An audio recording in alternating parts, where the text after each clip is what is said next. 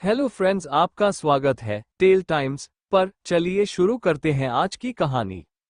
Reborn in mysterious novel episode 1। एक कमरे में एक लड़की घुटनों पर बैठी हुई थी और उसके दोनों हाथों को पीछे की तरफ रस्सी से बांधा हुआ था। उस लड़की को बांधा गया था उस जगह हल्की सी रोशनी खिड़की से आ रही थी, बाकी पूरे कमरे में अंधेरा था। उस कमरे का दरवाजा खुलता है और कदमों की आवाज आती है। जैसे जैसे आवाज करीब आती है वैसे ही उस इंसान के काले जूते दिखाई देते हैं। मिष्टी भारद्वाज, एक आवाज आई जो शायद किसी आदमी की थी। वो लड़की जिसका नाम मिष्टी भारद्वाज था, वो भारद्वाज खानदान की प्रिंसेस थी। उसके चेहरे पर अभी कोल्डनेस थी, लेकिन वो रियल में एक बहुत ही प्यारी सी इंसान थी। क्या सच में तुम ही ने आहना को किडनैप किया था और उसका रेप करवाने की कोशिश की थी? धीरे धीरे उस हल्की रोशनी में एक लड़के का चेहरा दिखने लगा। वो बहुत ही ज्यादा हैंडसम दिख रहा था, लेकिन उसके चेहरे पर अभी कोई एक्सप्रेशन नहीं थे। उस लड़के को देखकर मिष्टी के चेहरा सॉफ्ट हो जाता है। किसी ने नहीं सोचा था कि आहना के साथ ये सब करने वाली इंसान मिष्टी होगी। तुम्हें जो बहाना बनाना है बना सकती हो। क्या ये सब कुछ करते हुए तुम्हारे अंदर एक लड़की के लिए थोड़ी भी दया नहीं आई? उस लड़के की आंखों में अब बेहिसाब गुस्सा नजर आ रहा था।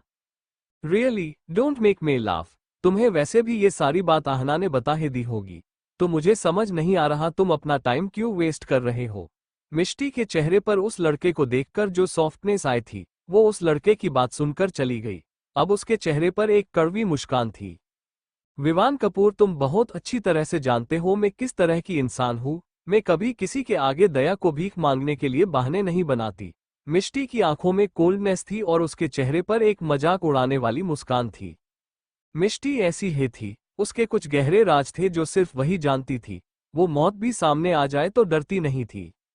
मिष्टी, विवान ने दांत पिसते हुए कहा और फिर मुड़कर कमरे से बाहर निकलते हुए वहां खड़े अपने असिस्टेंट को इंस्ट्रक्शन देते हुए कहा, बस बहुत हुआ। इसे आज ही पुलिस के हवाले कर दो और उन्हें सारे सबूत हैंड ओवर कर देना। विवान, मिष्टी जोर से चिल्लाई, कील मी नाउ। मुझे जेल में भेजना मौत से बदतर है। मैं जेल जाने से अभी मरना पसंद करूंगी। विवान एक पल के लिए चौंक गया और उसके बढ़ते कदम रुक गए। फिर कुछ सोचते हुए उसकी तरफ मुड़ते गया। मैं खुद भी तुम्हें जान से मारना चाहता था, लेकिन आदि की वजह से तुम्हें जिंदा छोड़ रहा हूं। ये नाम सुनते ही मिष्टी की आंखें नम हो गई और वो धड़ाम से जमीन पर बैठ गई। एक हफ्ते बाद सभी न्यूज की हेडलाइन में एक ही न्यूज थी। भारद्वाज खानदान की प्रिंसेस मिष्टी भारद्वाज ने जेल में सुसाइड कर लिया। ग ये क्या है? एक लड़की रास्ते पर खड़ी फोन में देखते हुए कहती है। क्या मिष्टी मेन लीड नहीं थी? उस लड़की ने रास्ते पर पैर पटकते हुए कहा। उसी की वजह से तो मैंने सारे एपिसोड उनलोक किए थे। वो सच में इस तरह मर गई? उस लड़की ने फोन पर अपनी पकड़ कसते हुए फ्यूरियस होते हुए कहा। वो वही रोड पर रखी बेंच पर बैठ गई और अपनी आंखें बंद कर दी। सोनम, तेरे लिए रियलिटी एंड फिक्शन दोनों ही कुछ और नहीं सिर्फ और सिर्फ डिजास्टर है। तू क्यों कुछ उम्मीद लगाती है? सोनम की आंखों में आंसू आ जाते हैं और वो अपनी बीती जिंदगी के बारे में सोचने लगती है। फ्लैशबैक, सोनम एक ऊपर मिडिल क्लास फैमिली में बड़ी हुई थी। उसकी मोम की बचपन में ही डेथ हो गई थी और उसके डैड हमेशा शराब के नशे में धुत रहते थे। जब तक उसके दादाजी थे तब तक उसकी लाइफ में कोई प्रॉब्लम नहीं थी। वो उसका सारा खर्चा उठाते थे। Dance, singing, martial art, painting, सभी क्लासों में उन्होंने उसका एडमिशन कराया था ताकि वो घर में अकेली ना रहे। लेकिन उसके दादाजी की डेथ के बाद सब खत्म हो गया। उसके डैड ने जुए और शराब में सारी प्रॉपर्टी उड़ा दी और एक दिन ज्यादा शराब पीने की वजह से उनकी डेथ हो गई। अब वो अनाथ हो चुकी थी, उसके आगे पीछे कोई नहीं था। लेकिन तभी कुछ लोग आते हैं और बताते हैं कि उसके डैड ने जुए के लिए बहुत बड़ा कर्जा ले रखा है। ये जानकर वो पूरी तरह टूट जाती है, क्योंकि वो कर्जा चुकाने के लिए उसे अपना घर बेचना पड़ता है। कर्जा चुकाने के बाद बचे हुए पैसों से सोनम अपनी स्टडी चालू रखती है। वो अभी एमबीए कर रही होती है। उसके दादा ने उसके लिए छोड़ी सेविंग से वो एक किराए का मकान ले लेती है। अपना खर्चा चलाने के लिए उसने पार्ट टाइम जॉब करना स्टार्ट कर दिया था। अभी कुछ महीनों पहले ही उसका एमबीए कंप्लीट हुआ था और उसने एक मल्टीनेशनल कंपनी में सीईओ की असिस्टेंट की जॉब करना स्टार्ट किया था। लेकिन उसकी बुरी किस्मत की उसकी वो बॉस, जिसे ना ज्यादा नॉलेज थी ना ही वो अच्छी दिखती थी। इसीलिए उसे ऐसे लोगों से जलन होती जो अच्छे दिखते हो और इंटेलिजेंट हो, जिस वजह से सोनम उसका सबस इजी टारगेट थी। वो लेडी एक अमीर परिवार की बिगड़ी हुए एक लौती औलाद थी, जिस वजह से वो बहुत घमंडी थी। वो पूरा दिन सोनम को ऑफिस में परेशान करती थी। डेली उसे ओवर टाइम करवाती थी, जिस वजह से वो डेली लेट हो जाती थी। फिर उसे रेलवे स्टेशन तक चलकर जाना पड़ता क्योंकि आखिरी सिटी बस 9 बजे चली जाती थी। फ्लैशबैक एंड नॉवेल पढ़ना उसके शौक के साथ साथ उसकी डेली लाइफ की फ्रस्ट्रेशन दूर करने का एक तरीका था। सोनम घड़ी में देखती है तो 9:30 बज चुके थे। वो जैसे तैसे खुद को खड़े करते हुए रेलवे स्टेशन तक जाने के लिए तैयार होती है। ठीक सोनम रास्ते पर चल ही रही होती है कि उसके फोन में एक नोटिफिकेशन आता है। वो जब फोन निकलकर देखती है तो खुश हो जाती है, क्योंकि ये सीजन 2 की स्टोरी का एक अंश राइटर ने अपलोड किया था, जिसे देखकर सोनम बहुत खुश हो जाती है। सोनम उन कैरेक्टर के रूप में जो अपना रास्ता और फ्यूचर खुद बनाते हैं, अपने आप को इमेजिन करके अपनी लाइफ प्रॉब्लम से कुछ टाइम के लिए दूर भागने में कामयाब होती थी।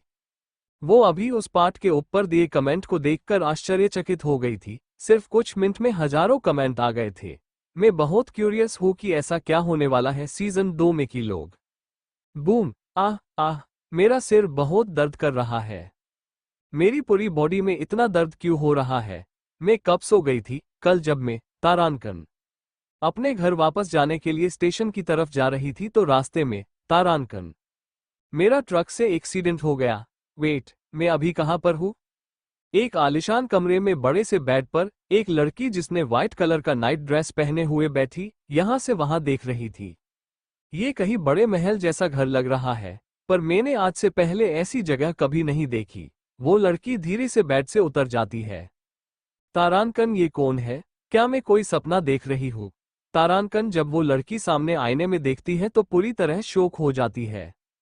वो थोड़ी देर तक अपनी जगह पर ही शॉक खड़ी रहती है। माँ, मेरा चेहरा, मेरी आंखें नीली है। ये क्या हो रहा है। मैं ऐसी कैसे हो गई। तारानकन। तभी किसी के कमरे में आने की पैरों की आवाज आती है। मेम, एक मेड उसके कमरे में आती है। वो लड़की अपना सिर पकड़े खड़ी थी। कौन आप। अब ठीक है मेम।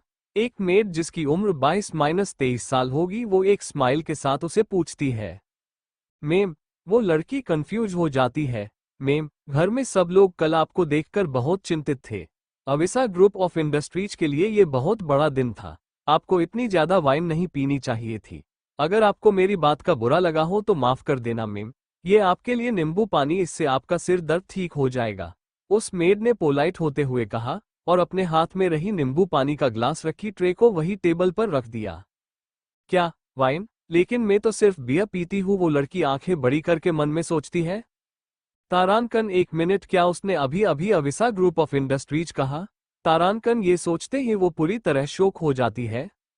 वैसे हमारी मिष्टी मेम को इस तरह वाइन पीता देखकर लगता है उनके लिए कंपनी में वाइस प्रेसिडेंट की पोस्ट काफी थका देने वाली है। उस मेड ने रूम को ठीक करते हुए अपनी बात जारी रखी। वो लड़की अभी भी शोक में खड़ी थी। वो खुद में बुदबुदाती है, लेकिन इसका कोई मतलब नहीं बनता। क्या सच में मैं किसी मैजिकल ट्रक से टकराकर नोवेल की दुनिया में आ गई हूँ। तारानकन वो अपना ट्रक से एक्सीडेंट याद करते हुए सोचती है। अगर मैं सच में मिष्टी भारद्वाज हूँ तो इसका मतलब है मैं जिस नोवेल में अभी हूँ वो तारानकन लव इज इल्यूजन है। अभी की सबसे ज्यादा सोशल मीडिया पर ट्रेंडिंग नोवेल थी और उसके सभी कैरेक्टर में से एक जो नोवेल में सबसे खूबसूरत और एलिगेंट दिखने वाली मिष्टी भारद्वाज। कोई बात है क्या मेम। मिष्टी को इस तरह चुप खड़ा देखकर उस मेड ने पूछा। इसका मतलब था सामने खड़ी ये मेड का नाम आयना। कुछ नहीं, बस आज मैं थोड़ा टायर्ड फील कर रही हूँ। वो वहां सोफे पर सिर पकड़कर बैठ जाती है। तारानकन, क्यों सभी लोगों में से मुझे मिष्टी भारद्वाज ही बनना था। तारानकन, मुझे पता ही है कि मिष्टी की डेथ होने वाली है, तो अब मैं इस नोवेल में रहकर क्या करूंगी। तारानकन, मुझे लगता है मुझे कुछ टाइम आराम करना चाहिए। आयना, I am not feeling well. वो सोफे से खड़े होकर बेड की तरफ चली गई। ओके मेम, प्लीज आप अच्छे से रेस्ट करिए। वो मेड वहां से चली जाती है। तो मैं मिष्टी हूँ। उसने अपनी आंखें बंद की और वो नोवेल की स्टोरी के बारे में सोचने लगी। मिष्टी भारद्वाज खानदान की प्रिंसेस थी। भारद्वाज खानदान इंडिया की टॉप 2 बिगेस्ट फैमिलीज में से एक थी। भारद्वाज खानदान के हेड यानी मिष्टी के पापा मिस्टर सात्विक भारद्वाज इंडिया के जाने माने बिजनेसमैन थे। वो अविसा ग्रुप ऑफ इंडस्ट्रीज के चेयरमैन थे। मिष्टी घर में सबकी लाडली थी। मिष्टी के पापा और उसके दोनों भाई उसे बहुत पैम्पर करते थे, इसीलिए वो थोड़ी जिद्दी और नकचड़ी थी, लेकिन फिर भी उसकी खूबसूरती और इंटेलिजेंसी की वजह से वो इंडिया की टॉप बैचलर गर्ल्स में शुमार होती थी, जिसका उसे थोड़ा घमंड भी था। लेकिन इंसान के पास इतना सब कुछ हो तो थोड़ा घमंड होना तो बनता है। सच में तो लव इज इल्यूजन में अभी तक कोई फीमेल लीड डिसाइड नहीं थी। इसी वजह से फीमेल लीड के लिए जो लोग आहना को सपोर्ट करते थे और जो लोग मिष्टी को सपोर्ट करते थे उनमें अक्सर बहेज छिड़ जाती थी। माना कि मैं टीम मिष्टी में थी, लेकिन इसका मतलब ये तो नहीं मैं मिष्टी बनना चाहती थी। सोनम ने अपना सिर पकड़ लिया, क्योंकि मिष्टी सीजन 1 के एंड में मर जाती है और सबसे खराब बात थी कि उसे इस हालत में पहुंचाने वाला मेल लीड था। किसी भी रीडर ने सोचा नहीं था कि मिष्टी विलेनेस होगी। जब ऑथर ने पहली बार अपने इमेजिनेशन से मिष्टी की पेंटिंग अपलोड की थी तो लोग की कमेंट की बाढ़ आ गई थी। नॉवेल के कवर पर मिष्टी को देख लेना आप लोग यक, क्योंकि मुझे पेंटिंग बनानी नहीं आती स्मग, जिसके कुछ कमेंट उसे अभी भी याद थे। प्लीज कोई परफेक्शन की डेफिनेशन को मिष्टी में बदल दो। मुझे लगता है मुझे अपने दिल को चेक करवाना पड़ेगा। मिष्टी की मेस्मेराइजिंग ब्यूटी देखना बिल्कुल भी हेल्थी नहीं है।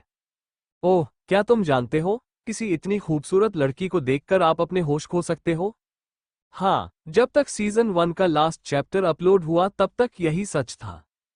विवान कपूर की फेक गर्लफ्रेंड आहना गुप्ता को किसी ने किडनैप कर लिया था और उसका रेप करने की कोशिश की गई थी, लेकिन उत्कर्ष कपूर ने उसको बचा लिया था। विवान ने इस हादसे की सच्चाई जानने के लिए उन लोगों को टॉर्चर करना शुरू कर दिया जो इस हादसे से जुड़े थे। उसके रिजल्ट में एक बड़ा रिवलेशन हुआ कि मिष्टी इस हादसे की मास्टरमाइंड थी। मिष्टी और विवान के परिवार के बीच सालों से दोस्ती थी। बचपन में मिष्टी और विवान साथ ही बड़े हुए थे, यहाँ तक कि कुछ एपिसोड पहले विवान मिष्टी से सगाई करने के बारे में सोच रहा था। इस वजह से इस रिवलेशन से नॉवेल का कमेंट बॉक्स शोक से भर गया था। Wait, what? मिष्टी इस स्टोरी की विलेनेस है? एक प्रिंसेस और एक विलेनेस? मेरा दिमाग काम नहीं कर रहा है। मिष्टी विलेनेस है? मेरा दिल टूट गया। मैं नॉवेल छोड़ के जा रहा हूँ। जब विवान को पता चला कि मिष्टी इन सब के पीछे है तो उसने अपनी डिसअपॉइंटमेंट को अपने अंदर हाइड कर लिया और मिष्टी से ये सब करने की वजह पूछने आ गया। लेकिन विवान को कुछ बताने की जगह मिष्टी ने चुप रहना पसंद किया और रिश्तों की वजह से विवान ने मिष्टी को मारने की जगह जेल में भेजना डिसाइड किया। लेकिन प्राइडफुल मिष्टी के लिए ये मौत से बदतर था, इसीलिए उसने सुसाइड कर लिया। सीजन 2 का जो अंश अपलोड हुआ था उसमें 3 अलग अलग इंसिडेंट थे जो इस सीजन में होने वाले थे, लेकिन एक्सीडेंट की वजह से उसने सिर्फ एक ही पढ़ा था। उस एक इंसिडेंट के मुताबिक विवान कपूर और आदित्य भारद्वाज के बीच दोस्ती दुश्मनी में बदल गई थी। पहले सीजन में विवान और आदित्य बचपन से ही बेस्ट फ्रेंड थे और उनकी दुश्मनी की वजह मिष्टी की मौत होगी। बाकी के 2 में शायद आहना और विवान के बीच रोमांटिक रिलेशन को दिखाया गया हो। अब से हम सोनम को मिष्टी ही कहेंगे क्योंकि 2 नामों से थोड़ा कंफ्यूजन होता है स्टोरी लिखने में।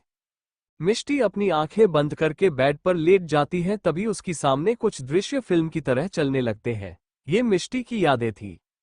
कपूर मैंशन और भारद्वाज मैंशन आमने सामने बने थे, इसी वजह से मिष्टी, आदित्य, विवान और बाकी दोनों परिवार के सारे बच्चे एक साथ ही बड़े हुए थे। आदित्य और विवान बेस्ट फ्रेंड थे, जबकि मिष्टी को बचपन से ही विवान पर क्रश था। ये देख किसी को भी इससे ऐतराज नहीं था। हकीकत में अविनाश जी और सात्विक जी तो चाहते ही थे उनकी दोस्ती रिश्तेदारी में बदल जाए। फिर अचानक विवान और आदित्य पढ़ाई के लिए हॉस्टल चले गए और उसके बाद हाई स्टडी लंदन से कंप्लीट की। इस दौरान मिष्टी और विवान का एक भी बार आमना सामना नहीं हुआ था। मिष्टी इस समय के दौरान अपने घर में प्रिंसेस की तरह बड़ी हुई थी। उसने अपनी ग्रेजुएशन के साथ साथ फैशन डिजाइनिंग का कोर्स किया था, इसीलिए जब उसने एमबीए करना स्टार्ट किया तो उसने साथ में अपना एक फैशन हाउस भी स्टार्ट किया था, जो सिर्फ 3 सालों में इंडिया के लीडिंग फैशन हाउस में शुमार होता था। इस बारे में सिर्फ सात्विक भारद्वाज को पता था, उनके अलावा मिष्टी ने किसी को ये बात नहीं बताई थी। उसने सोचा था वो सबसे पहले अपने भैया यानी कि आदित्य भारद्वाज को बताएगी, फिर बाकी सबको। जिस दिन आदित्य वापस आया मिष्टी उसे लेने एयरपोर्ट गई थी और नॉवेल की स्टोरी भी यहीं से स्टार्ट होती है, जहां विवान को देखकर मिष्टी का बचपन का क्रश प्यार में बदल जाता है। विवान और आदित्य के लौटते ही सात्विक ने अपनी चेयरमैन की पोजीशन विवान को और अविनाश ने अपनी सीईओ की पोजीशन आदित्य को दे दी। मिष्टी एक प्राइडफुल व्यक्ति थी, जिस वजह से वो हर बार विवान से चिपकती नहीं थी, लेकिन उसके करीब रहने के लिए उसने भी अपने पापा से कहकर Abisa group of industries join कर लिया एज अ वाइस प्रेसिडेंट। मिष्टी ने भी एमबीए किया था और वो काफी इंटेलिजेंट थी, जिस वजह से किसी को भी इससे प्रॉब्लम नहीं थी। विवान को जल्द ही मिष्टी की फीलिंग का अंदाजा होता है। वो इस बात से अनकंफर्टेबल हो जाता है क्योंकि उसने मिष्टी को सिर्फ अपने दोस्त की छोटी बहन के रूप में देखा था, इसलिए इस प्रॉब्लम को अपने छोटे भाई उत्कर्ष के आइडिया से सॉल्व करने की सोचता है, क्योंकि वो नहीं चाहता था कि दोनों परिवार में कोई प्रॉब्लम हो। और दूसरी बात, बचपन से साथ बड़े होने की वजह से वो मिष्टी को हर्ट नहीं करना चाहता था। उत्कर्ष के आइडिया के अनुसार अगर वो मिष्टी के सामने ऐसा शो करे कि उसे किसी और में इंटरेस्ट है, तो मिष्टी को जैसी प्राइडफुल इंसान उससे अपने आप ही दूर हो जाएगी। इसीलिए वो कंपनी की एनिवर्सरी में आहना को पार्टनर के तौर पर लाया था। आहना उत्कर्ष की असिस्टेंट थी। विवान को किसी और लड़की के करीब देखकर मिष्टी ने पार्टी में इतनी ज्यादा वाइन पी ली थी। मिष्टी एक गहरी सांस लेकर बैठ जाती है और वो मिष्टी की यादों को नॉवेल की स्टोरी से कनेक्ट करती है, तो उसे समझ आता है कि वो अभी नॉवेल के स्टार्टिंग के 10 या 12वें पार्ट पर ही होगी। मिष्टी ने जब विवान को किसी और लड़की के करीबा देखा तो भी वो अपनी फीलिंग को खत्म नहीं कर पाती। हाँ, लेकिन वो कभी नॉवेल में आहना को हर्ट करती नहीं दिखाई गई, वो बस उसे इग्नोर करती थी। विवान भी इस वजह से हर मौके पर आहना के साथ दिखता ताकि मिष्टी उसे धीरे धीरे मूव ऑन कर ले। ये याद आते ही मिष्टी झटके से उठकर बैठ जाती है। अगर क्या हो विवान को अभी से ये लगे कि मुझे उसमें इंटरेस्ट नहीं है, ये सच भी है, इस मिष्टी को विवान में कोई इंटरेस्ट नहीं है। हाँ, वो उसे नॉवेल के मेल लीड की तरह लाइक करती थी कि जैसे उसकी ग्रीक वाली लुक, बाकी मेल लीड्स की तरह वो डोमिनेटिंग नहीं था। उसने कभी मिष्टी की इंसल्ट नहीं की थी, लेकिन वो सिर्फ स्टोरी के हीरो की तरह पसंद था। जब विवान से ही दूर रहेगी तो फिर वो आहना का किडनैप करेगी ही नहीं और उसे जेल नहीं जाना पड़ेगा। ये ख्याल आते ही मिष्टी बेड पर खड़े होकर खुदने लगती है। लगता है कोई दिल टूट जाने के सदमा में पागल हो गया है। अचानक किसी की आवाज सुनकर मिष्टी चौंक कर रुक गई। लगता है कोई दिल टूट जाने के सदमा में पागल हो गया है। अचानक किसी लड़के की आवाज अपने कमरे में सुनकर मिष्टी चौंक कर रुक गई। मिष्टी ने दरवाजे की तरफ देखा तो 2 हैंडसम लड़के दरवाजे की दोनों तरफ टेक लगाए खड़े थे और उसे ही देख रहे थे। उन लड़कों को देखते ही मिष्टी को पुरानी मिष्टी की मेमोरी से याद आ गया कि वो कौन थे। ये मिष्टी के 3 तिगाड़े के 2 हिस्से थे। तुम दोनों यहाँ क्या कर रहे हो? और बिना नोक किए किसी लड़की के कमरे में नहीं जाते, इतनी भी मेहनत नहीं है तुम दोनों में, मिष्टी ने मुंह बनाते हुए कहा। लड़की? कहाँ है लड़की? रिधु, क्या तुझे यहाँ कोई लड़की दिख रही है क्या? एक लड़का ये बोलते हुए कमरे में यहाँ वहाँ देखने लगा जैसे कुछ ढूंढ रहा हो। ऋष के बच्चे, मैं अपनी बात कर रही हूँ, ये कहते हुए मिष्टी बेड से पिल्लो उठाकर उस लड़के पर फेंक देती है। मिष्टी भारद्वाज, और वो भी लड़की, ये तो बहुत बड़ी ब्रेकिंग न्यूज है। क्यों रिधु? ऋष ने पिल्लो को कैच कर लिया। हाँ, कहीं लोगों के ये सुनते ही हार्ट अटैक ना जाए। रिधु भी ये कहते हुए कमरे के अंदर आ गया।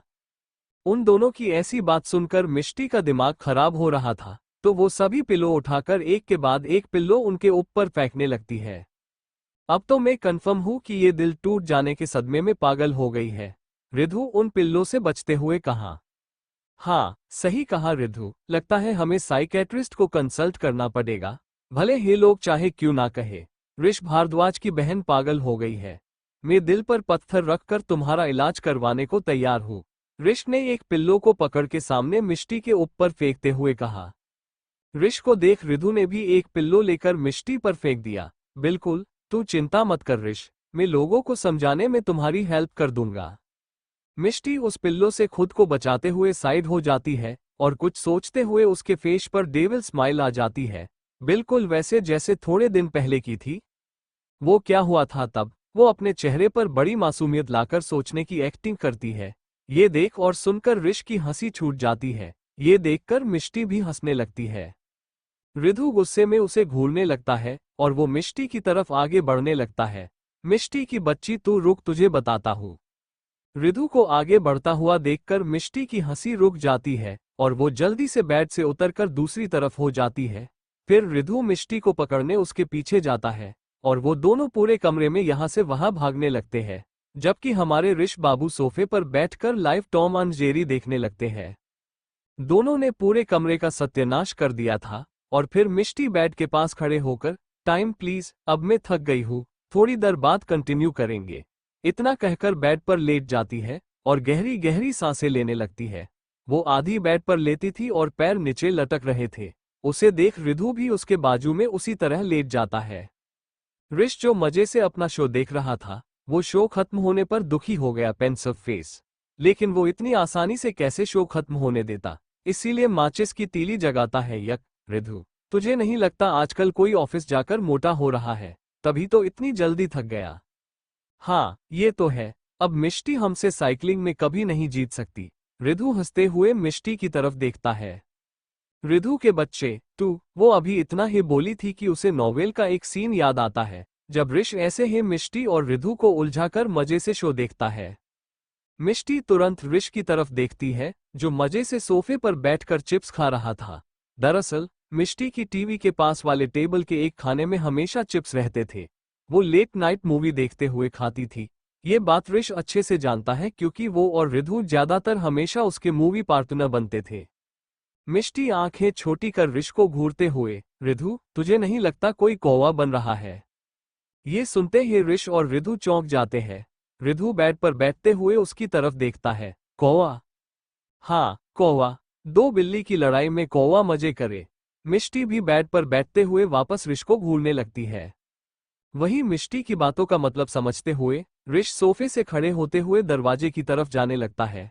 नीचे गार्डन में सब ब्रेकफास्ट के लिए वेट कर रहे होंगे, हम तुम्हें ही बुलाने आए थे, अब तुम्हारी वजह से लेट हो जाएंगे। ऋष को इस तरह भागने की फिराक में देखकर मिष्टी जल्दी से बेड से खड़ी होती है। रिधु, पकड़ इसे, ये भाग रहा है। मिष्टी को खड़ी होते देख ऋष जल्दी से भागने लगता है। रिधु को भी अब सारा मांजरा समझ आ गया था, तो वो भी जल्दी से ऋष और मिष्टी के पीछे चले जाते हैं। हमारे रिधु जी को बातें थोड़ी लेट समझ आती है, टीयर्स ऑफ जॉय। वो तीनों भागते हुए मैंशन के बाहर वाले गार्डन एरिया में आ जाते हैं। वहां गार्डन ने एक बड़ा राउंड डाइनिंग टेबल लगाया हुआ था, जहां कुछ लोग बैठे हुए थे। वो लोग तीनों को इस तरह भागते आते देखना में सिर हिला देते हैं, क्योंकि ये इन तीनों का रोज का था किसी ना किसी बात पर लड़ते रहना। ऋष गार्डन में भागते हुए उस डाइनिंग टेबल के पास जाता है। उसके पीछे रिधु और फिर मिष्टी थी, क्योंकि रिधु मिष्टी से तेज भगता है। ऋष एक चेयर के पीछे चला जाता है, जहां एक मिडिल एज का आदमी बैठा था। अंकल, मुझे इस पागल आदमी से बचा लो, ये मुझ जैसे प्यारे और क्यूट बच्चे की जान लेना चाहता है। रिधान, वही रुक जाओ, क्यों परेशान कर रहे हो बेचारे को? उस आदमी ने रिधु को डांटते हुए कहा। नहीं अंकल, ये ऋष का बच्चा मुझे और रिधु को कौवा बनकर लड़वा रहा था। मिष्टी जो पीछे पीछे आई थी, वो एक चेयर को पकड़कर थोड़ी सांस ले लेती है। सब लोग कंफ्यूज हो जाते हैं, सिर्फ एक को छोड़कर, वो तो बस मिष्टी को प्यार से देख रहा था। ये ऋष कल तक गधा था, ये अचानक कौवा कैसे बन गया? वहां बैठे एक लड़के ने फाइनली अपना कंफ्यूजन बताते हुए पूछा। सब लोग उस लड़के को घूरने लगे, लेकिन हमारी मिष्टी की आंखों में चमक आ गई। है ना निशी भाई, आपको भी नहीं पता ना? मैं बताती हूँ, ये ऋष का बच्चा मुझे और रिधु को लड़वा कर खुद मजे ले रहा था, कौवा बनकर। फिर वो सारी बात सबको बताती है। ये तुम दोनों को लाडवा रहा था, ये तो समझ आया, लेकिन ये कौवा कैसे बना? निशित ने सर खुजाते हुए पूछा। ये निशित बाबू रिधु से भी गए गुजरे हैं, पर इन्हें बताना मत। डफर, वो कहावत है, दो बिल्ली की लड़ाई में कौवा मजे ले। निशित बाजू की चेयर पर बैठे लड़के ने उसके सिर पर टपली मारते हुए कहा। भाइयों, यू आर सो इंटेलिजेंट। ये कहते हुए आदि के पास जाकर उसके गाल पर किस कर देती है। इससे एक पल के लिए आदि की आंखें चमक जाती है। चलो फिर, अब तो सब आ गए हैं, ब्रेकफास्ट करते हैं, मेरे पेट में तो चूहे दौड़ने लगे हैं। रिधु ने ये कहते हुए प्लेट उठा ली। अच्छा, भूख लगी है। वो कमरे में चिप्स कौन खा रहा था, ये कहते हुए रिधान की तरफ जाने लगती है। मिष्टी जल्दी जल्दी उस तरफ जा रही होती है कि किसी से जोर से टकरा जाती है। उसको लगता है वो गिर जाएगी, इसीलिए जोर से आंख बंद कर देती है। थोड़ी देर बाद जब देखती है कि वो नीचे नहीं गिरी, तो धीरे धीरे अपनी आंखें खोलती है और सामने देखती है तो देखती ही रह जाती है।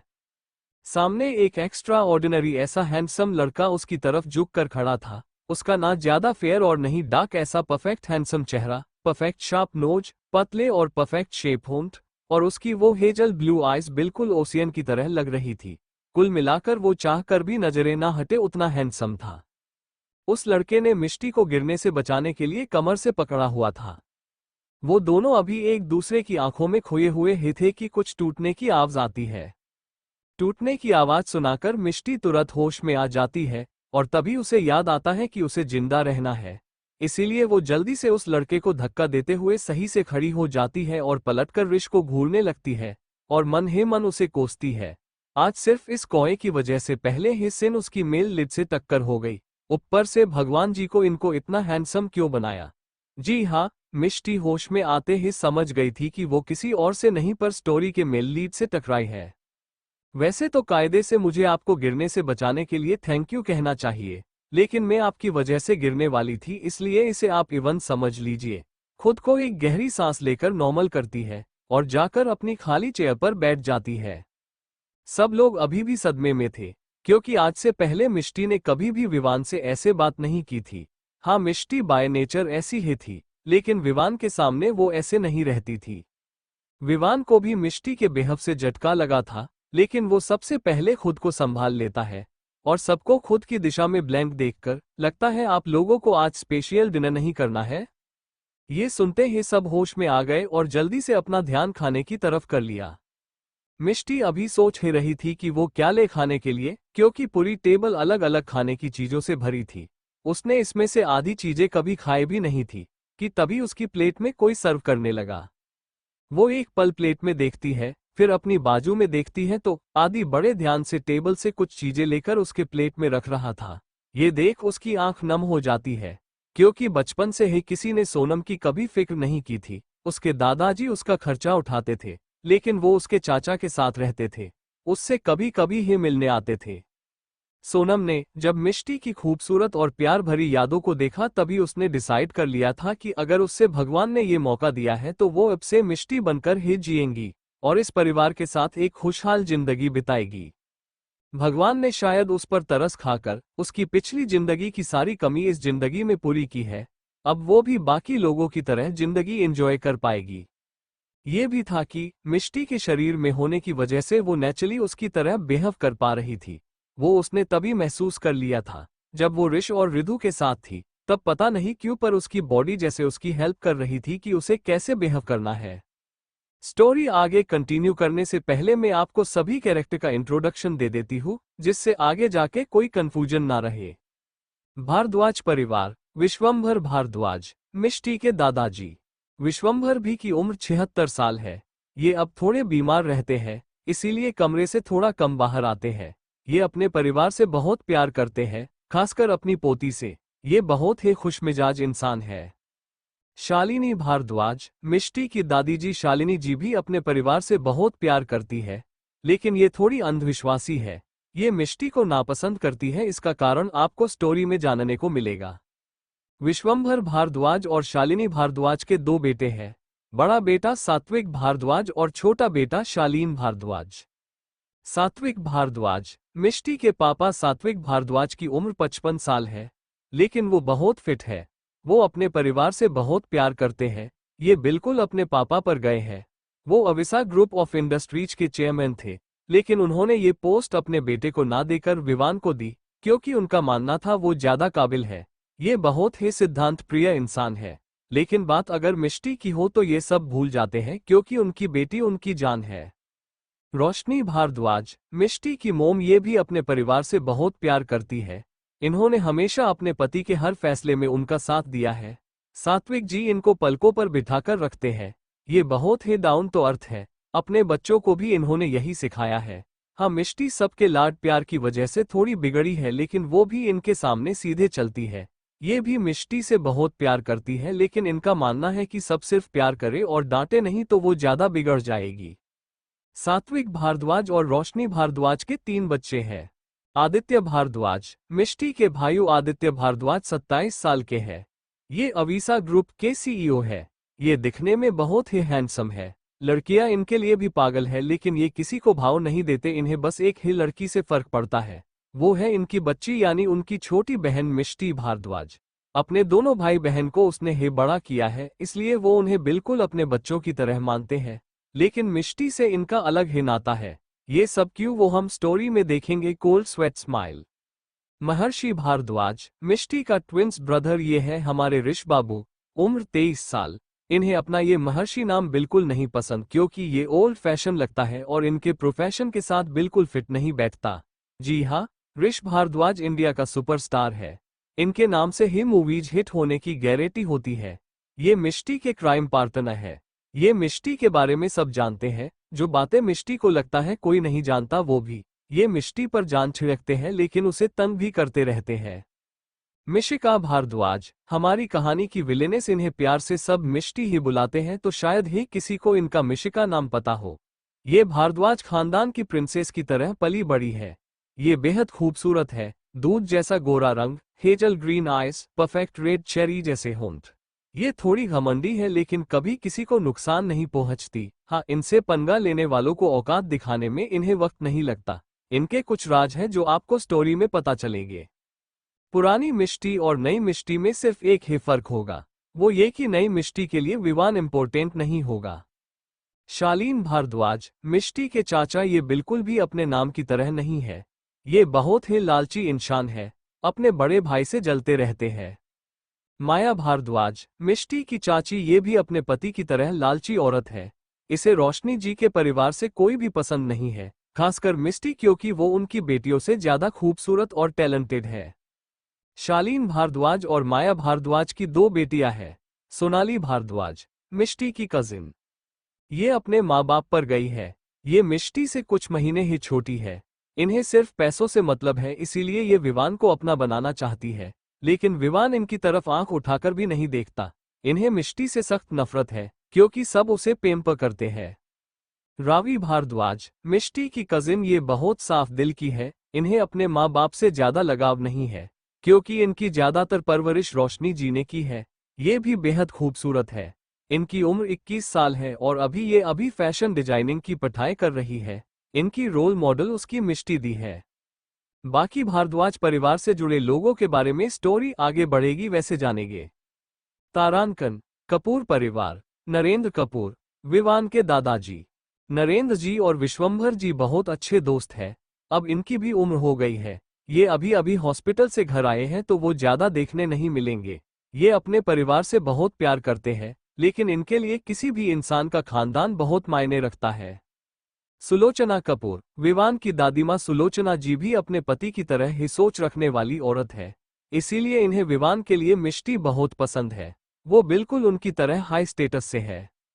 नरेंद्र कपूर के दो बच्चे हैं, एक बेटा और बेटी। अविनाश कपूर, विवान के डैड, ये और सात्विक जी बचपन के जिगरी दोस्त है। ये अपनी फैमिली से बहुत प्यार करते हैं, लेकिन पता नहीं क्यों इनकी और विवान की नहीं बनती है। ये राज हम स्टोरी में जानेंगे। ये अपने बच्चे और सात्विक जी के बच्चों में कोई फर्क नहीं करते।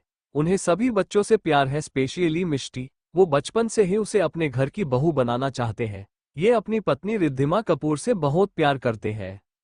आरती कपूर, विवान की स्टे मोम। जी हाँ, ये अविनाश जी की दूसरी पत्नी है, लेकिन इनके और अविनाश जी के बीच कोई रिश्ता नहीं है।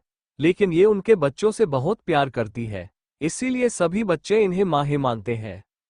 अविनाश कपूर और रिद्धिमा कपूर के 3 बेटे हैं, जबकि आरती कपूर की पहली शादी से उनका एक बेटा है। आदर्श कपूर, विवान का बड़ा भाई, ये कपूर इंडस्ट्रीज के CEO है। इनकी उम्र 29 साल है। ये बड़े शांत किस्म के इंसान है।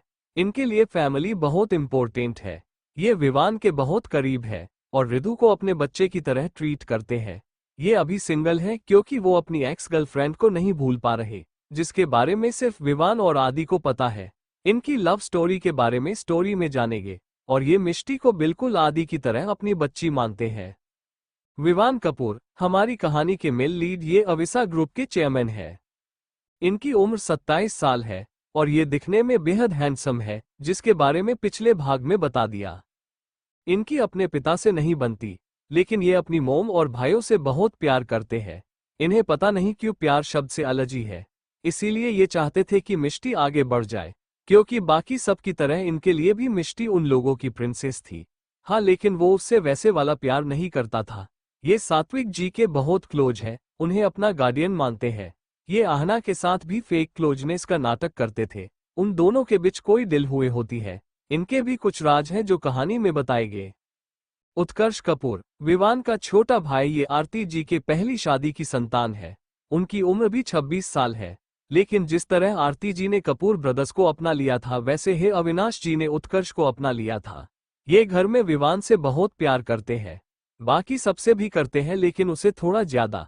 इन्हें मिष्टी नहीं पसंद क्योंकि इन्हें मिष्टी का पर्सनैलिटी नहीं पसंद और इनके हिसाब से उनके भाई बेटर लड़की डिजर्व करते हैं, इसीलिए वो विवान को फेक जीएफ वाला आइडिया देता है।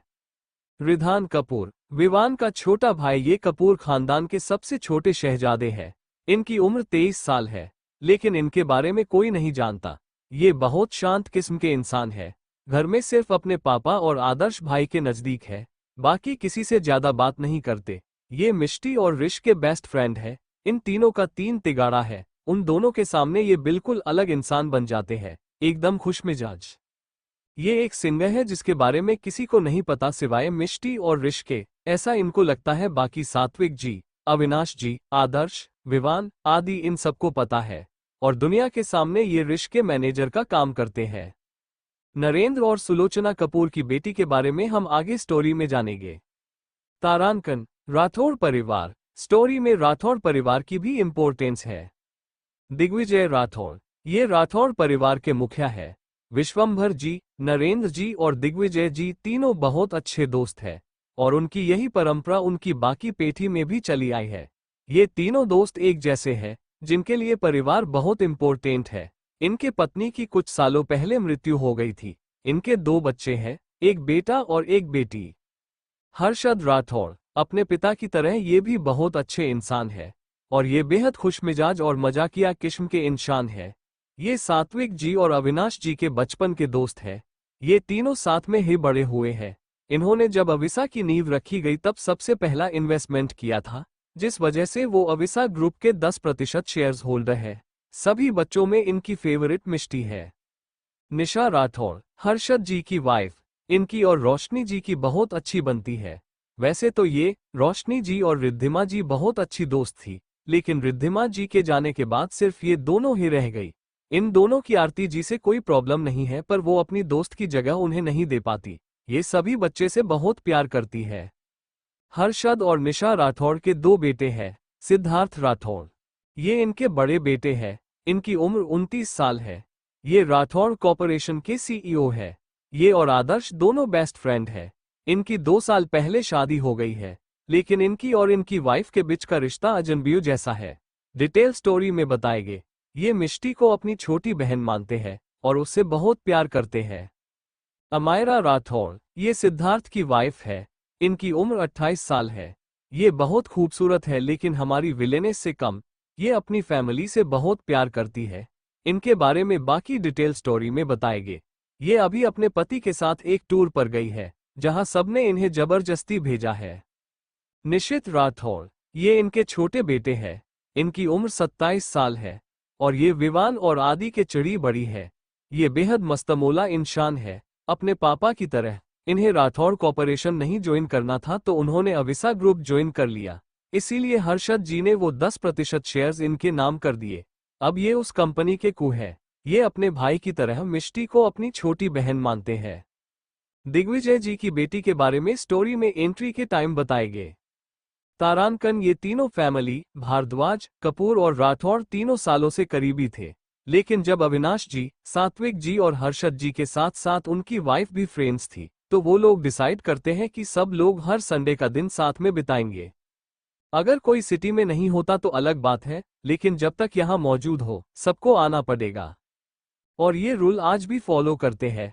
तीनों परिवार आज भी साथ में संडे बिताते हैं। तारांकन आहना गुप्ता, स्टोरी की फीमेल लीड, इनकी उम्र 25 साल है। ये भी काफी खूबसूरत है। इनके चेहरा पर बेहद मासूमियत दिखती है। ये उत्कर्ष के साथ कॉलेज में पढ़ती थी, जिस वजह से ये दोनों अच्छे दोस्त बन गए। इसीलिए जब इन्हें जॉब की जरूरत थी तो उत्कर्ष ने इन्हें अपने असिस्टेंट की जॉब ऑफर की। वैसे तो ये बड़ी स्वाभिमानी इंसान है, इसीलिए इन्होंने ऐसे जॉब लेने से मना कर दिया और इंटरव्यू देकर जॉब हासिल की। हाँ, उत्कर्ष ने थोड़ी मदद की, लेकिन पूरी तरह नहीं। इसीलिए उत्कर्ष का इनके लिए रिस्पेक्ट बहुत बढ़ गई। इसीलिए उन्हें आहना विवान के लिए पसंद है। ये एक अनाथ है, लेकिन एक कपल ने इन्हें गोद लेकर इनकी परवरिश की है।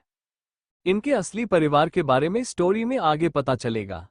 तारांकन आदित्य ने जब मिष्टी की प्लेट को देखा और उसमें रखा खाना देखकर वो फाइनली सेटिस्फाइड हुआ। फिर उसने मिष्टी की तरफ देखा, जो अभी भी नम आंखों से उसकी तरफ देख रही थी। क्या हुआ प्रिंसेस, कुछ हुआ है क्या? आपकी आंखों में नमी क्यों है? आदित्य ने मिष्टी की नम आंखें देखकर पैनिक करने लगा, क्योंकि उसकी प्रिंसेस बचपन के बाद कभी नहीं रोई थी, तो उसकी आंखों की नमी को देख आदित्य घबरा गया था। आदित्य की बात सुनकर ज्यादातर सभी लोग झटके से खड़े हो गए और उनके पास आ गए। सब लोग एक साथ चिंतित होते हुए पूछने लगे। ये देखकर मिष्टी और भी इमोशनल हो गई, जिस वजह से उसकी आंखों से कब आंसू निकलने लगे उसे पता ही नहीं चला। आदित्य ने तुरंत खड़े होकर मिष्टी को गले लगा लिया, फिर शांति से कुछ देर उसके माथे को सहलाया और उसकी चेयर के पास घुटने पर बैठ गया और उसका चेहरा ऊपर कर उसकी आंखों से आंसू पोंछ लिए। सॉरी भैयू, मिष्टी ने उसकी तरफ देखते हुए कहा। उसकी आवाज अभी भी थोड़ी इमोशनल थी। मिष्टी के मुंह से सॉरी सुन सभी चौंक जाते हैं, क्योंकि वो किसी को सॉरी नहीं कहती। आदित्य को थोड़ा बहुत अंदाजा था वो किस लिए सॉरी कह रही है। उसने उसका हाथ अपने दोनों हाथ में पकड़ लिया। मेरी प्रिंसेस को सॉरी कहने की कोई जरूरत नहीं है, वो कुछ भी कर सकती है अपने भैयू के साथ। सब अभी भी कंफ्यूज थे, इसलिए सात्विक जी आकर आदित्य के कंधे पर हाथ रखते हुए मिष्टी की तरफ देखा। क्या हुआ है? आज मेरी प्रिंसेस की आंखों में आंसू आ गए। आदि, तुमने कुछ कहा है क्या? नहीं पापा, भैयू ने कुछ नहीं किया, कल मैंने उनके साथ थोड़ी। मिष्टी अभी अपनी बात खत्म कर पाती उससे पहले ही आदित्य बीच में बोला। कुछ नहीं, वो मैंने उसे वाइन पीने के लिए मना किया तो वो मुझसे नाराज हो गई थी, इसीलिए अभी माफी मांग रही है। प्रिंसेस ऐसे छोटी छोटी बातों के लिए अपने प्रिंसियस आंसू नहीं बहाते, ठीक है? ये कहते हुए उसके सिर को सहला देता है। उसकी आंखों के सामने कल की पार्टी के दृश्य आ जाते हैं। फ्लैशबैक, दरअसल कल अविसा ग्रुप की एनुअल पार्टी में जब विवान आहना के साथ आया तो मिष्टी का दिल टूट गया। वो विवान को किसी और के करीब नहीं देख पा रही थी, इसीलिए उसने वाइन पीना शुरू कर दिया।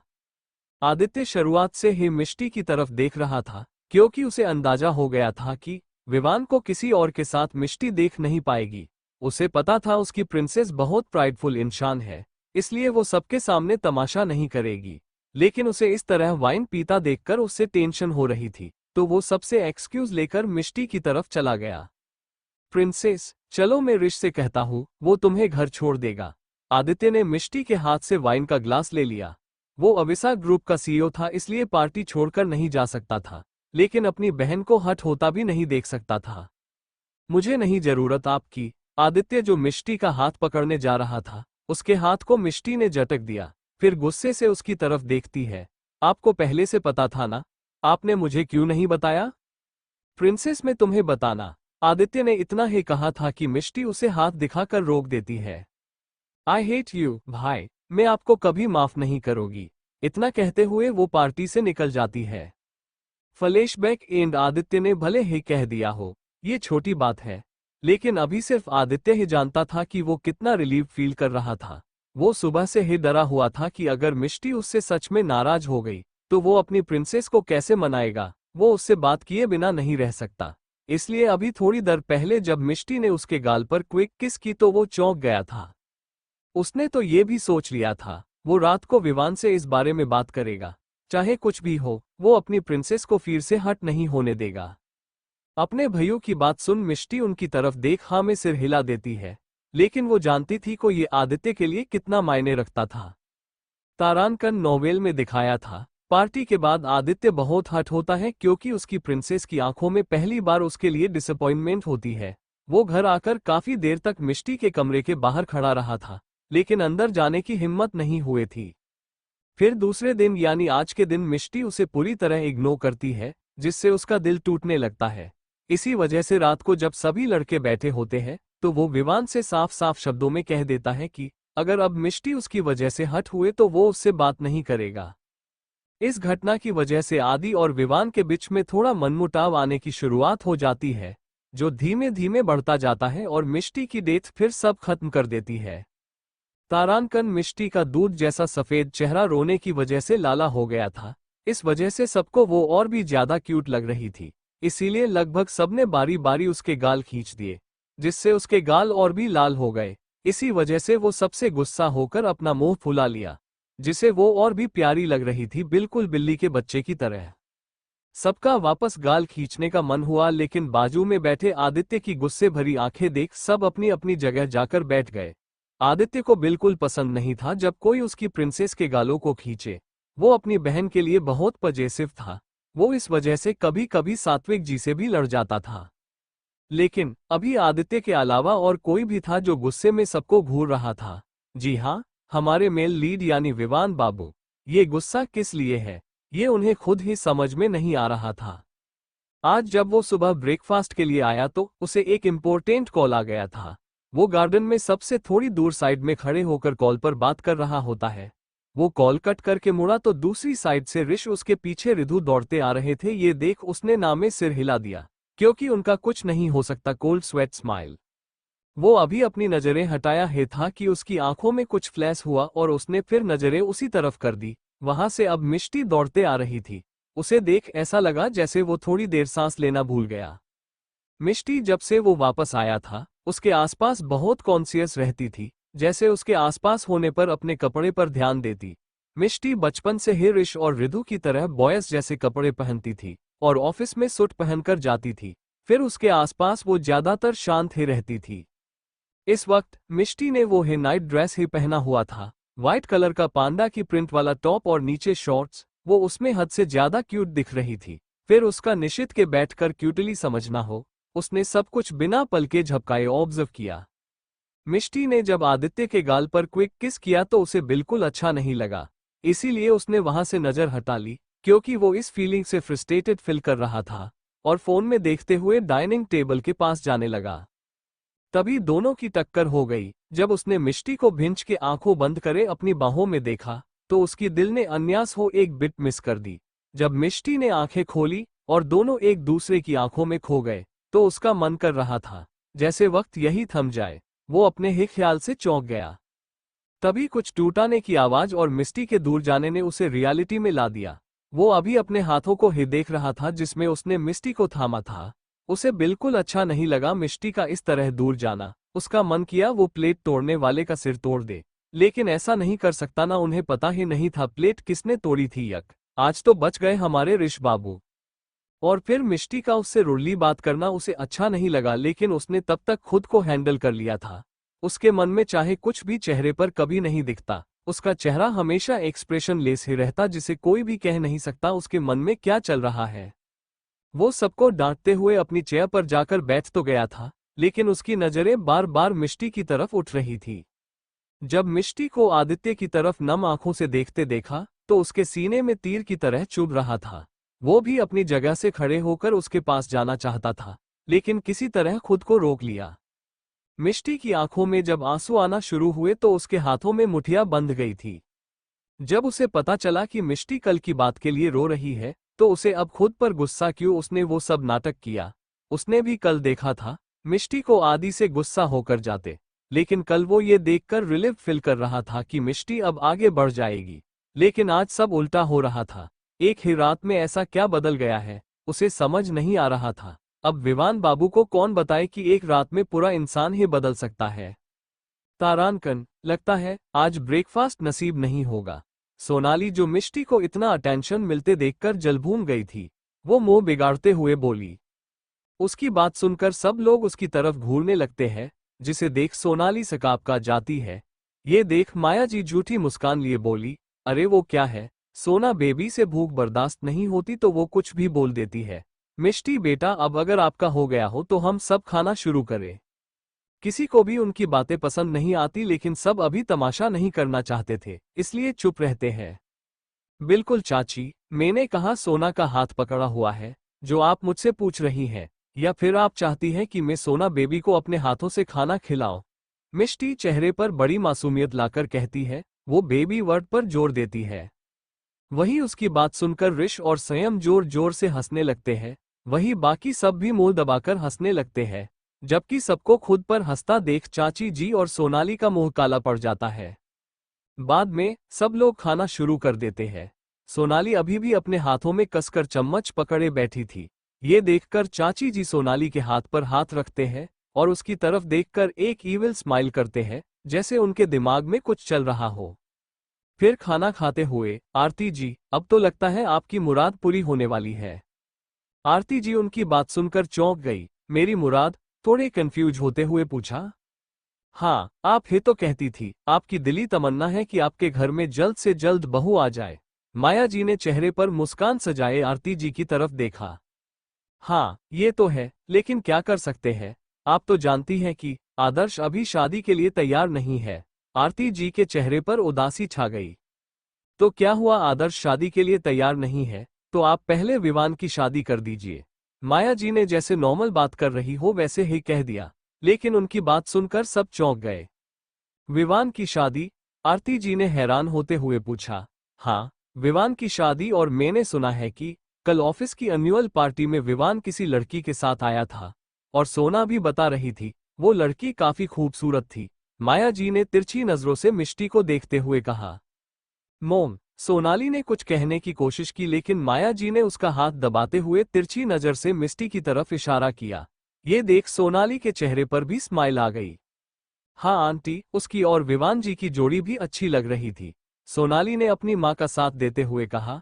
वैसे तो वो किसी और को विवान के साथ देख उसे जान से मारना चाहती थी, लेकिन उससे ज्यादा नफरत वो मिष्टी से करती थी। इसीलिए अभी सोचा पहले मिष्टी को अपने रास्ते से हटा दे, फिर उस लड़की को वो आसानी से अपने रास्ते से हटा देगी। जब सोनाली ने ये कहा तो सब लोग मिष्टी की तरफ देखने लगे, क्योंकि सबको पता थी मिष्टी की फीलिंग विवान के लिए। लेकिन मिष्टी तो सिर्फ अपने खाने को देखने में बिजी थी। Cold sweat smile.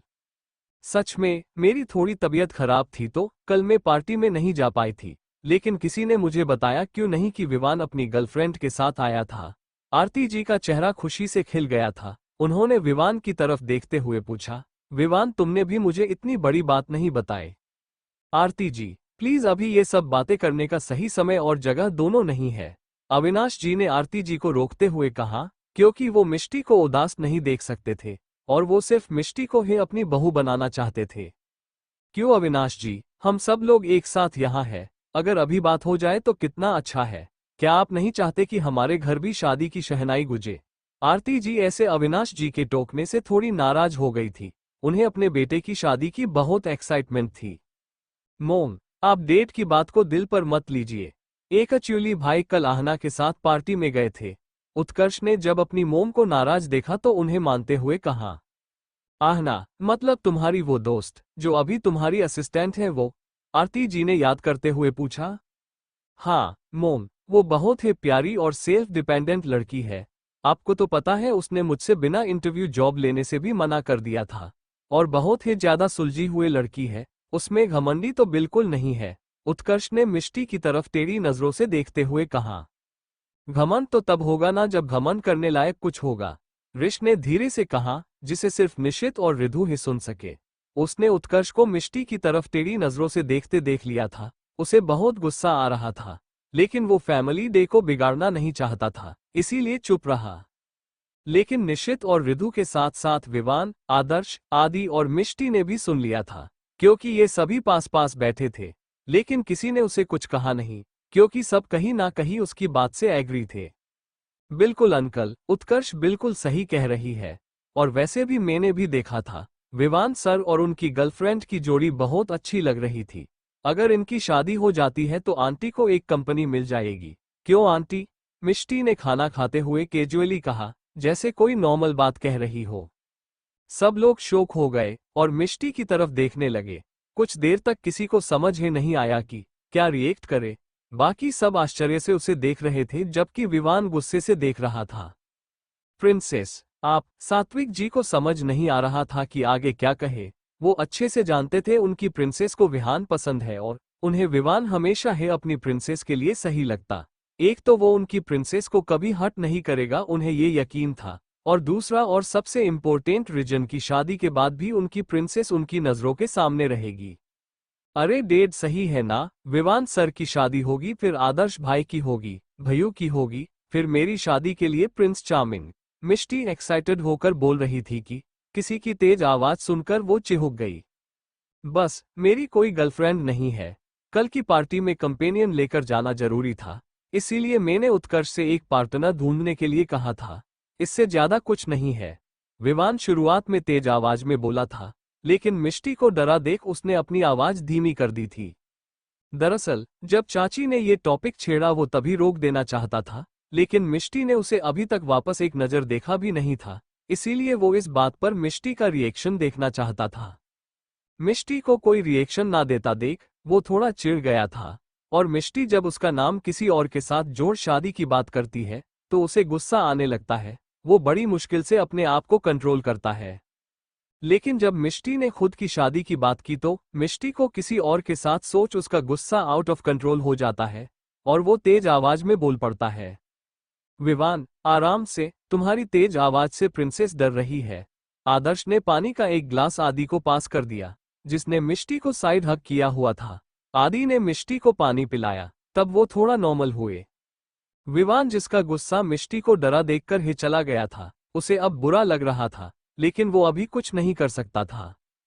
दरअसल बचपन में विवान भी मिष्टी को बाकियों की तरह बहुत पैम्पर करता था, लेकिन सालों तक दूर रहने के बाद वापस मिले तब उसे शुरुआत में थोड़ी झिझक हो रही थी, और बाद में जब मिष्टी की फीलिंग्स का पता चला तो उसने कभी मिष्टी से बात करने की कोशिश नहीं की थी। अब जब उसे ये एहसास हो रहा था कि वो मिष्टी को कंसोल तक नहीं कह पा रहा, तो उसे अब खुद पर बहुत गुस्सा आ रहा था।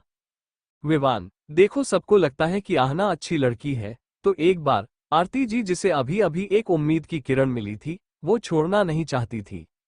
वो लड़की सिर्फ मेरे ऑफिस की एक एम्प्लॉई है, जैसे बाकी सब। बात यही खत्म होती है। मैं इस बारे में दोबारा बात सुनना पसंद नहीं करूंगा। विवान अपनी बात कहकर खाना खाना शुरू कर दिया। अब किसी में हिम्मत नहीं थी कि इस टॉपिक पर दोबारा बात करे, क्योंकि बच्चे तो बच्चे, बड़े भी विवान के गुस्से डरते थे। वो जब गुस्सा होता तो सिर्फ आदर्श, आदि और सात्विक जी ही उसे शांत कर पाते, और कभी कभी तो वो तीनों भी फेल हो जाते थे। बाकी सब लोग भी इस बात को यही छोड़ खाना खाना शुरू कर देते हैं। सुबह से दोपहर और दोपहर से शाम हो गई। दोपहर का लंच भी सबने साथ ही किया था, लेकिन तब खास कोई बात नहीं हुए। सिर्फ 3 तिगाड़ा और निशित, जो कभी कभी 4 चौगाड़ा बना देता था, उन लोगों की थोड़ी बहुत मस्ती के साथ हंसी खुशी लंच हो गया। शाम का डिनर स्पेशल होने वाला था, क्योंकि आज डिनर बॉयज लोग बनाने वाले थे। वैसे तो बनाने वाले तो सिर्फ विवान और आदि ही थे, बाकी निशित, आदर्श, ऋष और रिधु तो हेल्पिंग हैंड थे। विवान और आदि हॉस्टल और फिर लंदन में अकेले रहने की वजह से बहुत ही बढ़िया खाना बनाना सीख गए थे।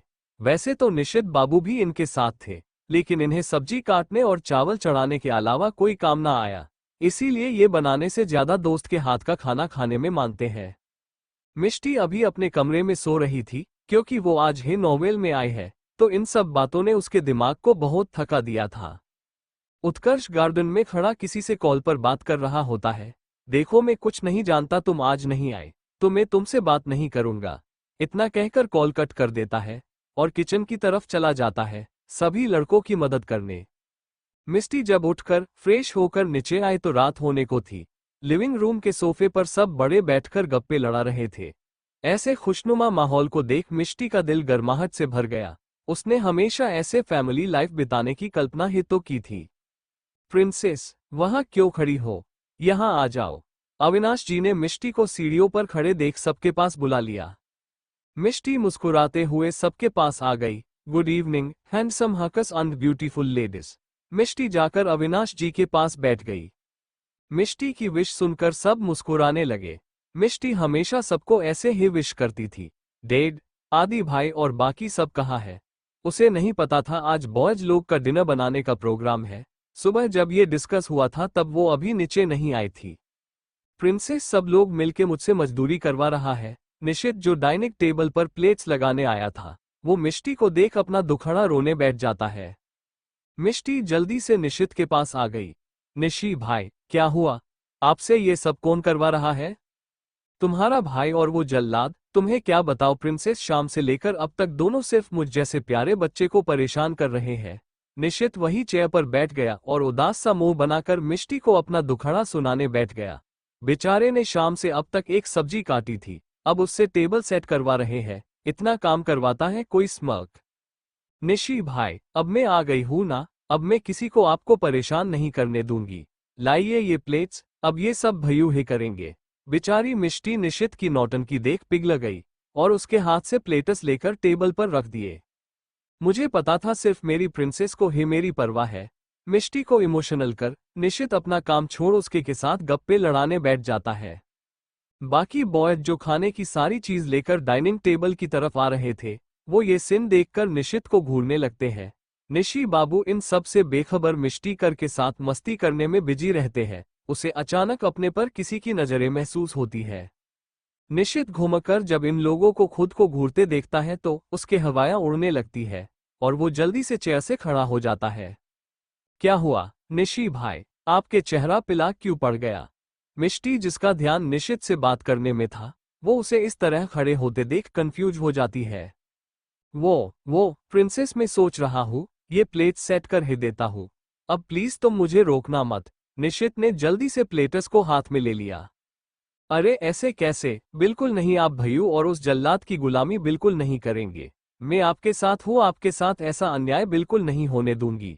मिष्टी, जो अपने निशी भाई पर हो रहे अन्याय से इमोशनल हो गई थी, वो उन्हें बचाने प्रोटेस्ट करने खड़े होकर तैयार हो गई। बेचारे निशी बाबू, अपनी प्रिंसेस का ये प्यार उन्हें बहुत भारी पड़ने वाला है। टीयर्स ऑफ जॉय, क्योंकि उसकी नजर भी अब उन सब की तरफ चली गई थी। मिष्टी के मुंह से ये बात सुन अब आदित्य और विवान निशित को बुरी तरह घूरने लगते हैं, जबकि बाकी सब मुंह दबा के हंसने लगते हैं। उन्हें पता था अब हमारे निशित बाबू की बुरी सामत आने वाली है। वही निशित का मन कर रहा था वहां से कहीं गायब हो जाए, लेकिन उसकी प्रिंसेस की मासूमियत उसे आज बुरी तह डुबाने वाली है। यक भैयू, ये तो है ही जल्लाद, लेकिन आप निशी भाई से इतना काम कैसे करवा सकते हैं? मिष्टी फ्लो में विवान को जल्लाद बोल दिया, उसे पता ही नहीं चला। जबकि बाकी सब अब कभी मिष्टी को देखते और कभी विवान को, जो अब मिष्टी को घूर रहा था। विवान के घूरने से मिष्टी के दिमाग में फलेश होता है कि उसने अभी क्या कह दिया।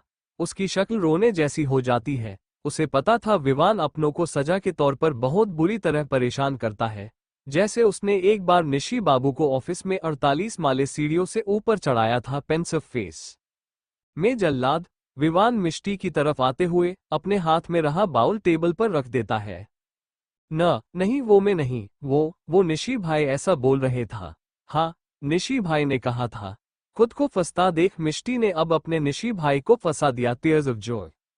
निशित ने अपनी आंखें बंद कर ली। उसे पता था कल ऑफिस में उसकी सामत आने वाली है। अनअम्यूज्ड बाकी सब उन्हें उनके हाल पर छोड़कर अपना काम करने लगते हैं।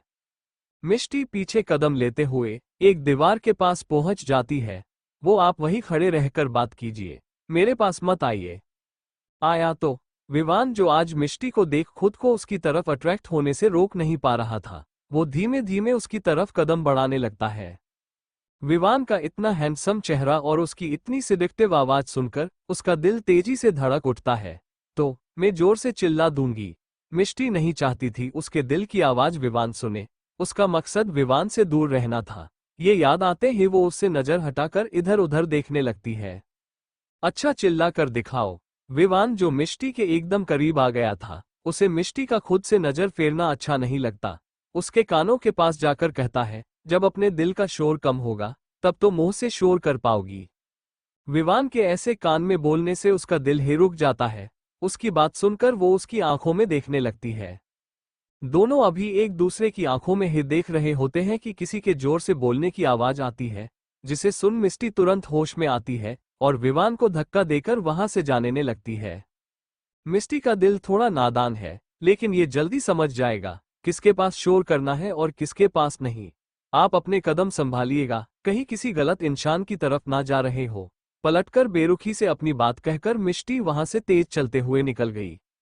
मिष्टी की बात का मतलब समझते हुए विवान ने गुस्से में अपनी मुठिया कस ली। मिष्टी तेजी से चलते हुए लिविंग रूम में आ रही थी।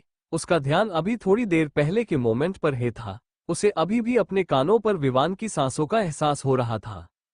वो खुद को इस बारे में ना सोचने के बारे में समझा रही थी, तभी वो किसी से टकरा जाती है। आउच!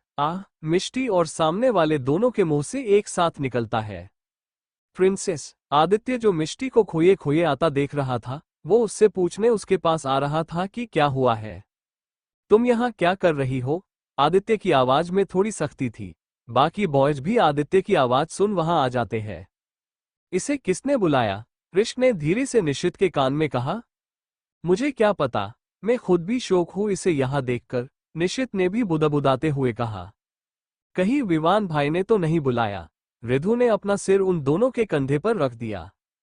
तेरा वो खड़ूस भाई आज तक किसी को बुलाया है जो इसे बुलाएगा? विवान का नाम सुनते ही निशित ने मुंह बिगड़ते हुए कहा। वो सर में वो लड़की आदित्य की सख्त आवाज सुन थोड़ा डर जाती है। कुछ देर उसे समझ ही नहीं आ रहा था कि वो क्या कहे। क्या हुआ आदि? आदर्श किचन से निकलते हुए पूछता है, लेकिन सामने खड़ी लड़की को देख उसका चेहरा थोड़ा सख्त हो जाता है। उत्कर्ष जो आदर्श के साथ ही किचन से बाहर आया था। आहना, तुम आ गई। क्या हुआ, तुम इस तरह क्यों खड़ी हो? और किसी ने कुछ कहा क्या? वो जल्दी से आहना के पास जाता है, जो थोड़ा डरी हुई थी। फिर सामने मिष्टी को देख उसका चेहरा थोड़ा सख्त हो जाता है। वो मैं अंदर आए तो एक सर्वेंट ने बताया तुम किचन में हो, तो बस मैं तुम्हारे पास आ रही थी कि तभी गलती से मेम और मैं एक दूसरे से टकरा गए। आहना, जो सबके यहाँ होने से नर्वस थी, वो अब उत्कर्ष को देख थोड़ा रिलैक्स हो गई थी। सॉरी मेम, वो मैं थोड़ा नर्वस थी, इसी वजह से यहाँ वहाँ देख रही थी। I am really sorry. Ahana ने अपनी गलती मानते हुए माफी मांग ली। इट्स ओके आहना, ये इतनी भी बड़ी बात तुम देखकर नहीं चल रही थी, तो सामने वाला तो देखकर चल सकता था, इसलिए तुम्हें सॉरी कहने की कोई जरूरत नहीं है। आओ मैं तुम्हें अपनी फैमिली से मिलाता हूँ, स्पेशली अपनी मोम से, वो सुबह से तुमसे मिलना चाह रही थी। उत्कर्ष आहना का हाथ पकड़ मिष्टी की तरफ देखते हुए उसे सबके पास लेकर चला गया। मोम, ये आहना है जिसके बारे में आपको सुबह बताया था, और आहना ये मेरी मोम है। उत्कर्ष खुशी से आहना को अपनी मोम के पास ले गया। हेलो मेम, आहना ने पोलाइटली उन्हें ग्रीट करते हुए कहा।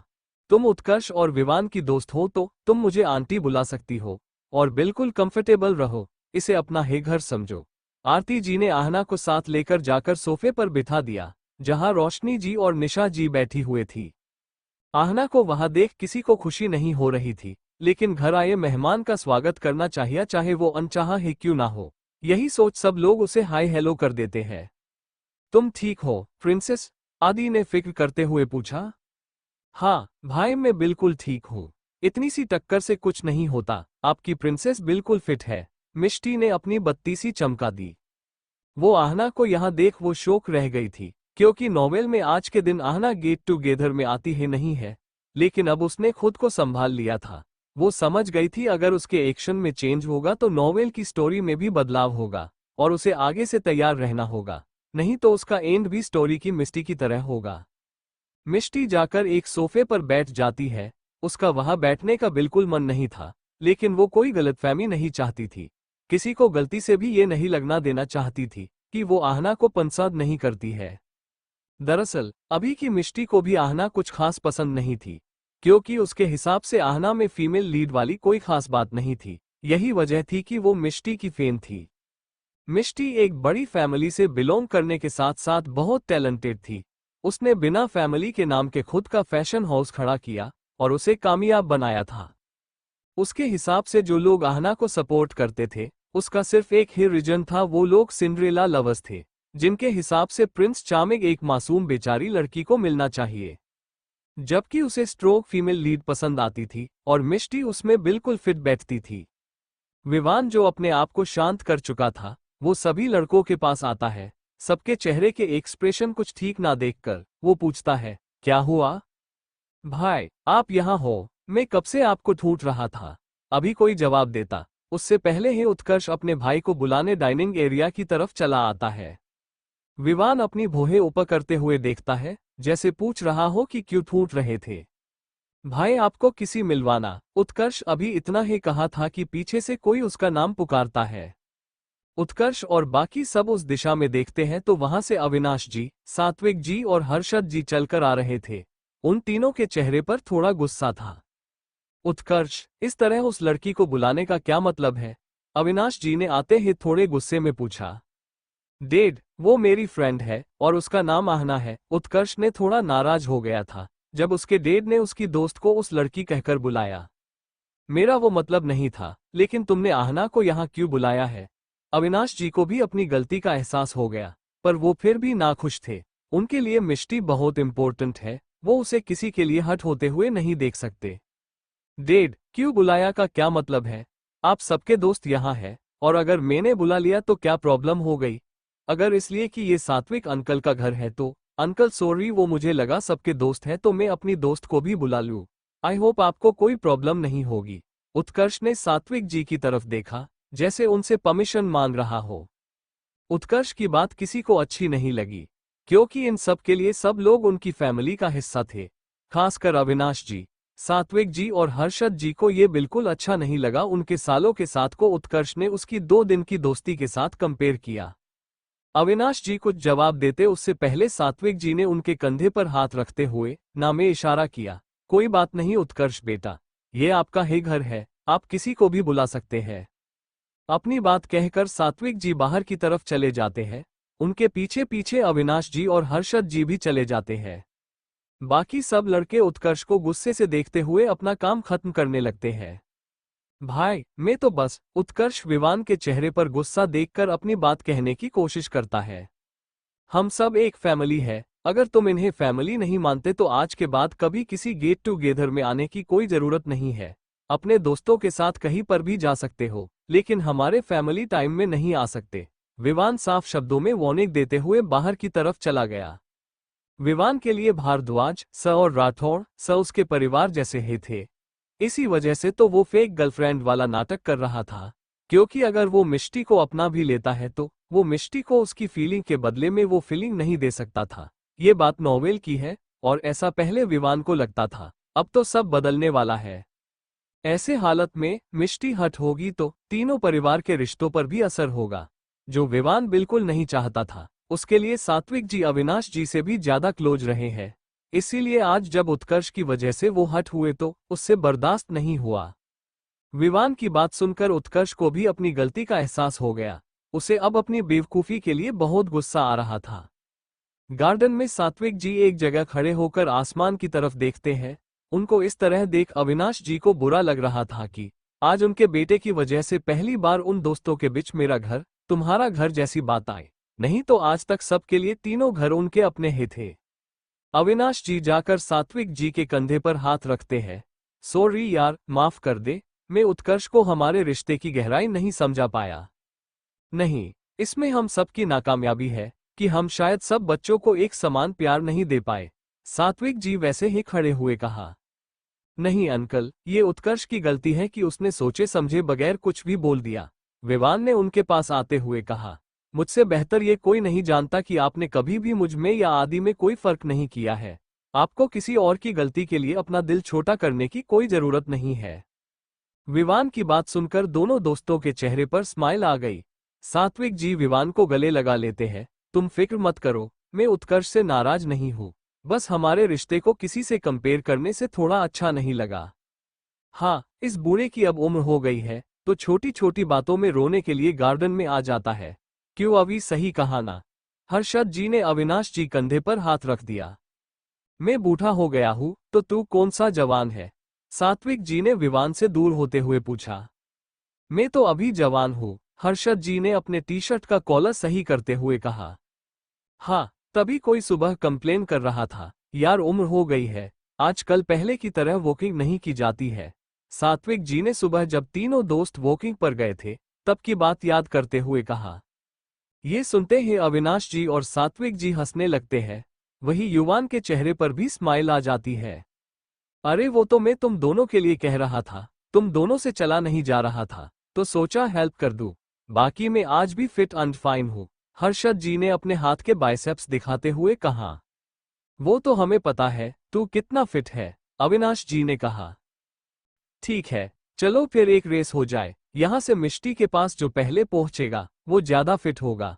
हर्षद जी ने अब दोनों दोस्तों को गलत प्रूव करने की ठान ली थी, भले ही फिर सबके सामने हार के उनकी बेइज्जती हो जाए। अंकल, ये सब बाद में कर लेना, अभी डिनर करते हैं, विवान ने तीनों को समझाते हुए कहा। इसे छोड़ो, ये नहीं समझेगा, ये जवानी में बूढ़ा हो गया है। हर्षद जी अब रेस के लिए बिल्कुल तैयार थे, जैसे ओलंपिक में भागने वाले हो। चलो आज तो हो जाए, किस में कितना दम है? विवान तुम 3 तक काउंट करो, सात्विक जी ने रेस के लिए तैयार होते हुए कहा। तीनों दोस्त रेस के लिए तैयार हो जाते हैं। ये देख विवान अपने सिर नामे हिला देता है, जैसे कह रहा हो इनका कुछ नहीं हो सकता। फिर वो 3 तक काउंट करता है और तीनों दौड़ने लगते हैं। लिविंग रूम में सब बातें कर रहे होते हैं। दरअसल बातें तो सिर्फ आरती जी और आहना ही कर रहे थे। बाकी तीनों रोशनी जी, निशा जी और मिष्टी तो उनकी बातें सुन रहे होते हैं। रोशनी जी और निशा जी को आहना का आना बिल्कुल अच्छा नहीं लगा था। जाहिर सी बात थी, उनके लिए मिष्टी उनकी बच्ची थी, तो उन्हें आहना पसंद नहीं आएगी। आहना, वैसे आपके घर में कौन कौन है? आरती जी ने ऑफिस और कॉलेज के बारे में पूछने के बाद उसके परिवार के बारे में जानने के लिए पूछा। उन्हें आहना बहुत पसंद आई थी। सिर्फ मैं और मेरी छोटी बहन है, आहना ने थोड़ा उदासी से सिर नीचे करते हुए कहा।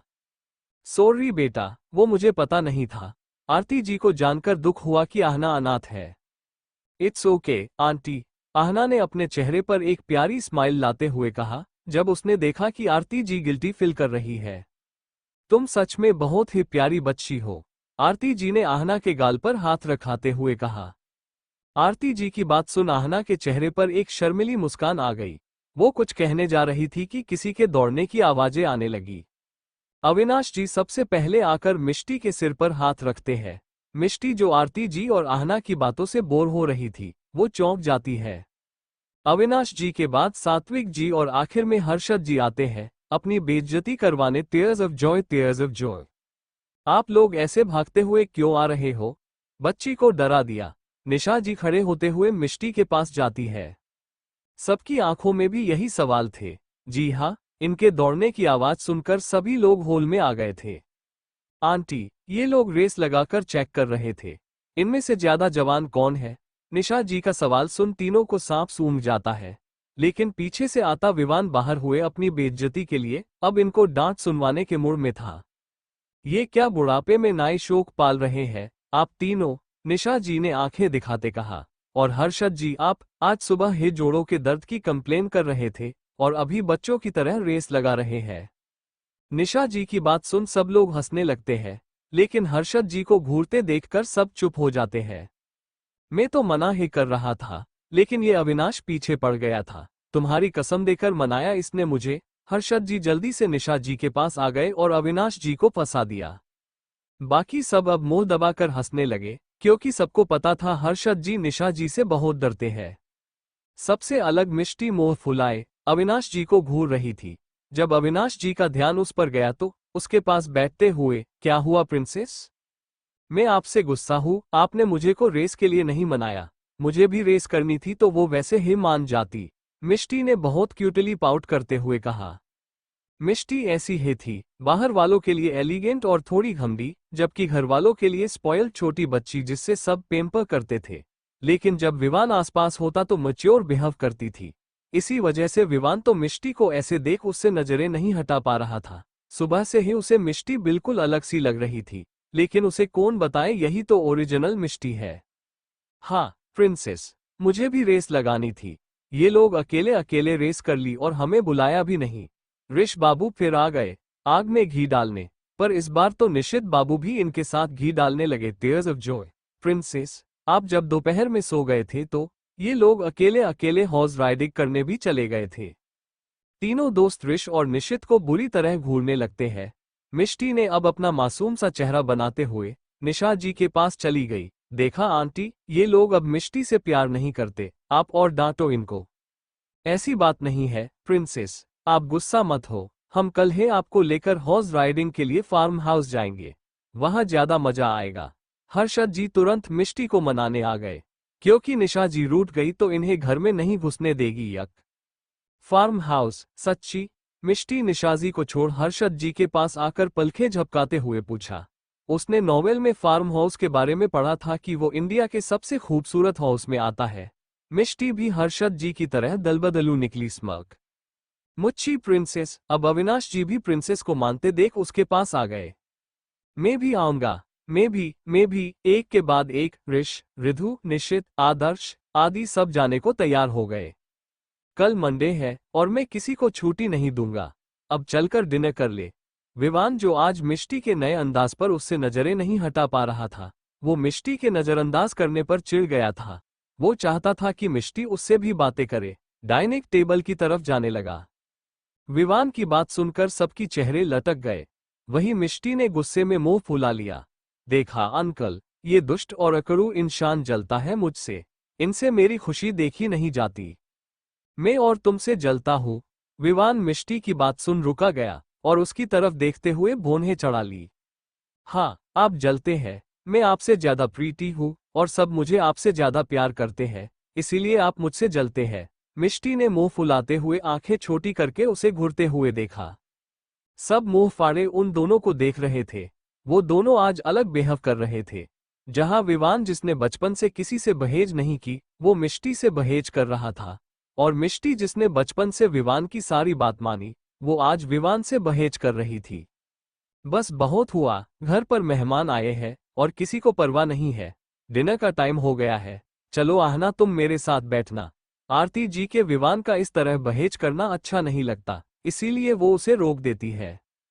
आहना, जो विवान का ये अंदाज देख स्तब्ध थी, वो आरती जी के बुलाने पर होश में आती है और उनके साथ डाइनिंग टेबल की तरफ चली जाती है। मिष्टी के चेहरे पर फार्म हाउस ना देख पाने की वजह से एक पल के लिए उदासी आ जाती है, लेकिन वो जल्दी ही अपने फेस को नॉर्मल कर देती है। सबका ध्यान आरती जी की तरफ था, इसलिए किसी ने नहीं देखा, लेकिन विवान की नजरों से नहीं छूप पाया। अगले संडे हम फार्म हाउस पर पिकनिक के लिए जाएंगे। विवान के ये कहते हुए डाइनिंग टेबल की तरफ चला जाता है। विवान की बात सुनते ही सभी बच्चे खुश हो जाते हैं। मिष्टी तो सुपर खुश हो जाती है और कूदते हुए अपने 3 तिगाड़ा के पास चली जाती है अगले संडे मस्ती का प्लान बनाने के लिए। सभी बड़े भी बच्चों को देख खुश होते हुए डिनर करने के लिए डाइनिंग टेबल की तरफ चले जाते हैं। सब लोग खाना खाने के बाद लिविंग रूम में बैठे हुए थे। डिनर में ज्यादा कोई बात नहीं हुई थी, सिर्फ कुछ हल्की फुल्की मजाक मस्ती हुई थी। आरती जी ने डिनर में आहना को स्पेशल ट्रीटमेंट दी थी, लेकिन इससे किसी को कोई प्रॉब्लम नहीं थी। उनके लिए वो उनकी गेस्ट थी। लिविंग रूम में इस वक्त 3 तिगाड़ा किसी बात को लेकर बहेज कर रहे थे। बाकी सब उनकी नोक जोक एंजॉय कर रहे थे। आहना, वैसे आगे तुम्हारा क्या प्लान है? आरती जी ने अपना ध्यान वापस आहना की तरफ करते हुए कहा। वैसे खास कुछ तो नहीं, लेकिन मेरा सपना है कि मैं एक सक्सेसफुल बिजनेस वुमन बनूं। आहना ने बड़ी कॉन्फिडेंस से अपने सपने के बारे में बताया। मैं जानती हूँ, मेरी फाइनेंशियल हालत के साथ ये थोड़ा मुश्किल है, लेकिन मुझे यकीन है एक दिन मेरा सपना जरूर पूरा होगा। बिल्कुल बेटा, आप इसी तरह मेहनत करेंगे तो जरूर कामयाब होंगी। सात्विक जी आहना का कॉन्फिडेंस देख काफी प्रभावित हुए थे। वो ऐसे इंसान नहीं थे जो किसी को छोटा या बड़ा मानते हो। थैंक यू सर, आप जैसे सक्सेसफुल इंसान से ये सुन मुझे और ज्यादा कॉन्फिडेंस मिला है। आहना सच में सात्विक जी के इस तरह तारीफ करने से काफी खुश थी। हाँ, लेकिन मेहनत के साथ खुद को थोड़ा ब्रॉड माइंडेड भी बनाना, तभी चीजों को सही से जज कर पाओगी। वैसे तो मिष्टी आहना से उलझना नहीं चाहती थी, लेकिन उसको अपने पापा का आहना की तारीफ करना बिल्कुल पसंद नहीं आया था। वो भी अपने पापा, भाइयों और बाकी सब रिश्तों और चीजों को लेकर बहुत पजेसिव थी। मिष्टी की बात सुनकर सब लोग उसकी तरफ देखने लगते हैं। आहना थोड़ी कंफ्यूज होकर उसकी तरफ देखती है। मैं कुछ समझी नहीं मैम। वो कल सुबह शायद आप ही किसी के कह रही थी, आपके पास सिर्फ पैसा और पावर होनी चाहिए। आप किसी भी पोजीशन को बिना मेहनत के हासिल कर सकते हैं। मिष्टी ने पैनी नजरों से आहना की तरफ देखा। दरअसल नॉवेल की स्टोरी के अकॉर्डिंग मिष्टी को कल विवान को किसी लड़की के साथ देखकर जितना बुरा लगा था, उतना ही बुरा ये लगा थी वो लड़की आहना थी। ऑफिस में सभी वीपी के अंडर अलग अलग डिपार्टमेंट आते हैं। सबको पता था कि वीपी उत्कर्ष और वीपी मिष्टी की आपस में नहीं बनती, जिसकी वजह से उनके एम्प्लॉई अक्सर दोनों की कंपैरिजन करते थे। अभी हाल ही में विवान के अंडर एक बड़े प्रोजेक्ट का पहला फेज कंप्लीट हुआ था और उत्कर्ष और मिष्टी दोनों की टीम इस प्रोजेक्ट के सेकंड फेज में जुड़ना चाहती थी, जिस वजह से कंपटीशन ज्यादा बढ़ गया था। कल सुबह जब मिष्टी लेडीज वॉशरूम में गई, तब उत्कर्ष के अंदर आने वाली फीमेल एम्प्लॉईज जिन्हें उस पर क्रश था, वो मिष्टी के बारे में थोड़ी बिचिंग कर रही थी। तभी आहना वहां आ जाती है, तो वो लड़कियां आहना से उसका ओपिनियन पूछते हैं। तब आहना ये बात बोलती है, क्योंकि उसके हिसाब से मिष्टी में टैलेंट नहीं था, वो सिर्फ भारद्वाज थी, इसीलिए यहाँ थी। मिष्टी की बात सुनते ही आहना का चेहरा पिला पड़ जाता है। वो मेम, मेरा वो मतलब नहीं था। मैं बस ये कहना चाहती थी कि उत्कर्ष ने इस प्रोजेक्ट पर बहुत मेहनत की है। किसी दूसरे को बिना टैलेंट का कहकर, तुम्हें कैसे पता मुझ में टैलेंट है या नहीं? मिष्टी की आवाज अब थोड़ी तीखी हो गई थी, क्योंकि उसे अपनी बॉस की याद आ गई थी, जो कभी उसके टैलेंट की कदर नहीं करती थी और सबके सामने उसके काम का मजाक बनाती थी। आहना को समझ नहीं आ रहा था वो क्या कहे, क्योंकि सभी उसे अजीब नजरों से देख रहे थे। उत्कर्ष ने जब ये देखा तो उसे अच्छा नहीं लगा। मिष्टी, तुम इस तरह आहना को डरा रही हो। आई एम श्योर उसका कोई इंटेंशन नहीं होगा तुम्हारी इंसल्ट करने का। मुझे ये पोजीशन सिर्फ मेरे नाम की वजह से मिली है। मैं इस प्रोजेक्ट के लिए तुम्हारे साथ compete करने के लायक नहीं हूँ। क्या ये इंसल्ट नहीं, लेकिन ये इज्जत तो बिल्कुल नहीं थी। मिष्टी, जिसे अब उत्कर्ष सुबह से बर्दाश्त नहीं हो रहा था, उसने फाइनली उस पर तंज कसते हुए कहा। स्टोरी में मिष्टी ये बात किसी के सामने नहीं करती है। तब सोनम को लगता था किसी को ना बताकर मिष्टी ने गलत किया था, तो अब उसे मौका मिला था, तो वो ये बात सबके सामने रखना चाहती थी कि मिष्टी सिर्फ विवान की वजह से आहना से बात नहीं करती थी। ऐसा नहीं था, उसके पास वजह थी आहना को नापसंद करने की। शायद उसने कैजुअली कहा होगा, और तुम इस बात को बड़ा बना रही हो। और पूरी बात भी गलत नहीं है। सात्विक अंकल की बेटी होने की वजह से ही तुम्हें वीपी की पोस्ट मिल गई है, नहीं तो आहना भी बहुत टैलेंटेड है। उत्कर्ष भी यही सोच रखता था, इसी वजह से उसने खुद आहना से ये बात एक बार कही थी। सबको अब उत्कर्ष पर गुस्सा आ रहा था। अविनाश जी और आदित्य कुछ कहने जा रहे थे, तभी किसी की आवाज सुनाई देती है। फिर तो उस हिसाब से तुम भी उस वीपी की पोजीशन पर इसीलिए हो क्योंकि तुम्हारे पीछे कपूर सरनेम लगा है, और प्रिंसेस के पीछे भारद्वाज, और तुम्हारे पीछे कपूर नहीं होता तब भी प्रिंसेस तुमसे आगे होती। शायद तुम भूल रहे हो वो अपने हर सब्जेक्ट में गोल्ड मेडलिस्ट है, जो तुम्हें एक भी सब्जेक्ट के लिए भी नहीं मिला है। आदर्श ने एक एक शब्द चबाते हुए बोला था। वो सुबह से बर्दाश्त कर रहा था, लेकिन अब वो अपनी प्रिंसेस के खिलाफ नहीं सुन सकता था। आदर्श की बात सुन सबके चेहरे पर हल्की स्माइल आ गई, लेकिन उत्कर्ष और आहना का चेहरा देखने लायक हो गया था। सॉरी सर, वो उत्कर्ष की इसमें कोई गलती नहीं थी। मुझे बोलने से पहले सोचना चाहिए था। आई एम सॉरी मैम, दोबारा ऐसी गलती नहीं होगी। आहना अब बुरा लग रहा था कि उसकी वजह से उत्कर्ष को सुनना पड़ रहा था। मिष्टी, आहना से गलती हो गई होगी, अब उसने माफी भी मांग ली है तो तुम्हें उसे माफ कर देना चाहिए। वैसे भी ये कोई इतनी बड़ी बात नहीं थी। आरती जी ने इस बात को खत्म करने के लिए कहा। माफ करना या ना करना मिष्टी की मर्जी होगी, लेकिन ऑफिस में अपने सुपीरियर के बारे में इस तरह बात करना बहुत बड़ी गलती है। मिष्टी ने उसे ऑफिस से फायर नहीं किया, वही बड़ी बात है। विवान, जो कब से सारी बात सुन रहा था, उसकी नजरों में पहले आहना उत्कर्ष की दोस्त और ऑफिस की एक एम्प्लॉय थी, लेकिन अब शायद वो उसकी बैड बुक में आ गई थी। वो अपने ऑफिस में इस तरह का बिहेवियर कभी बर्दाश्त नहीं करता था।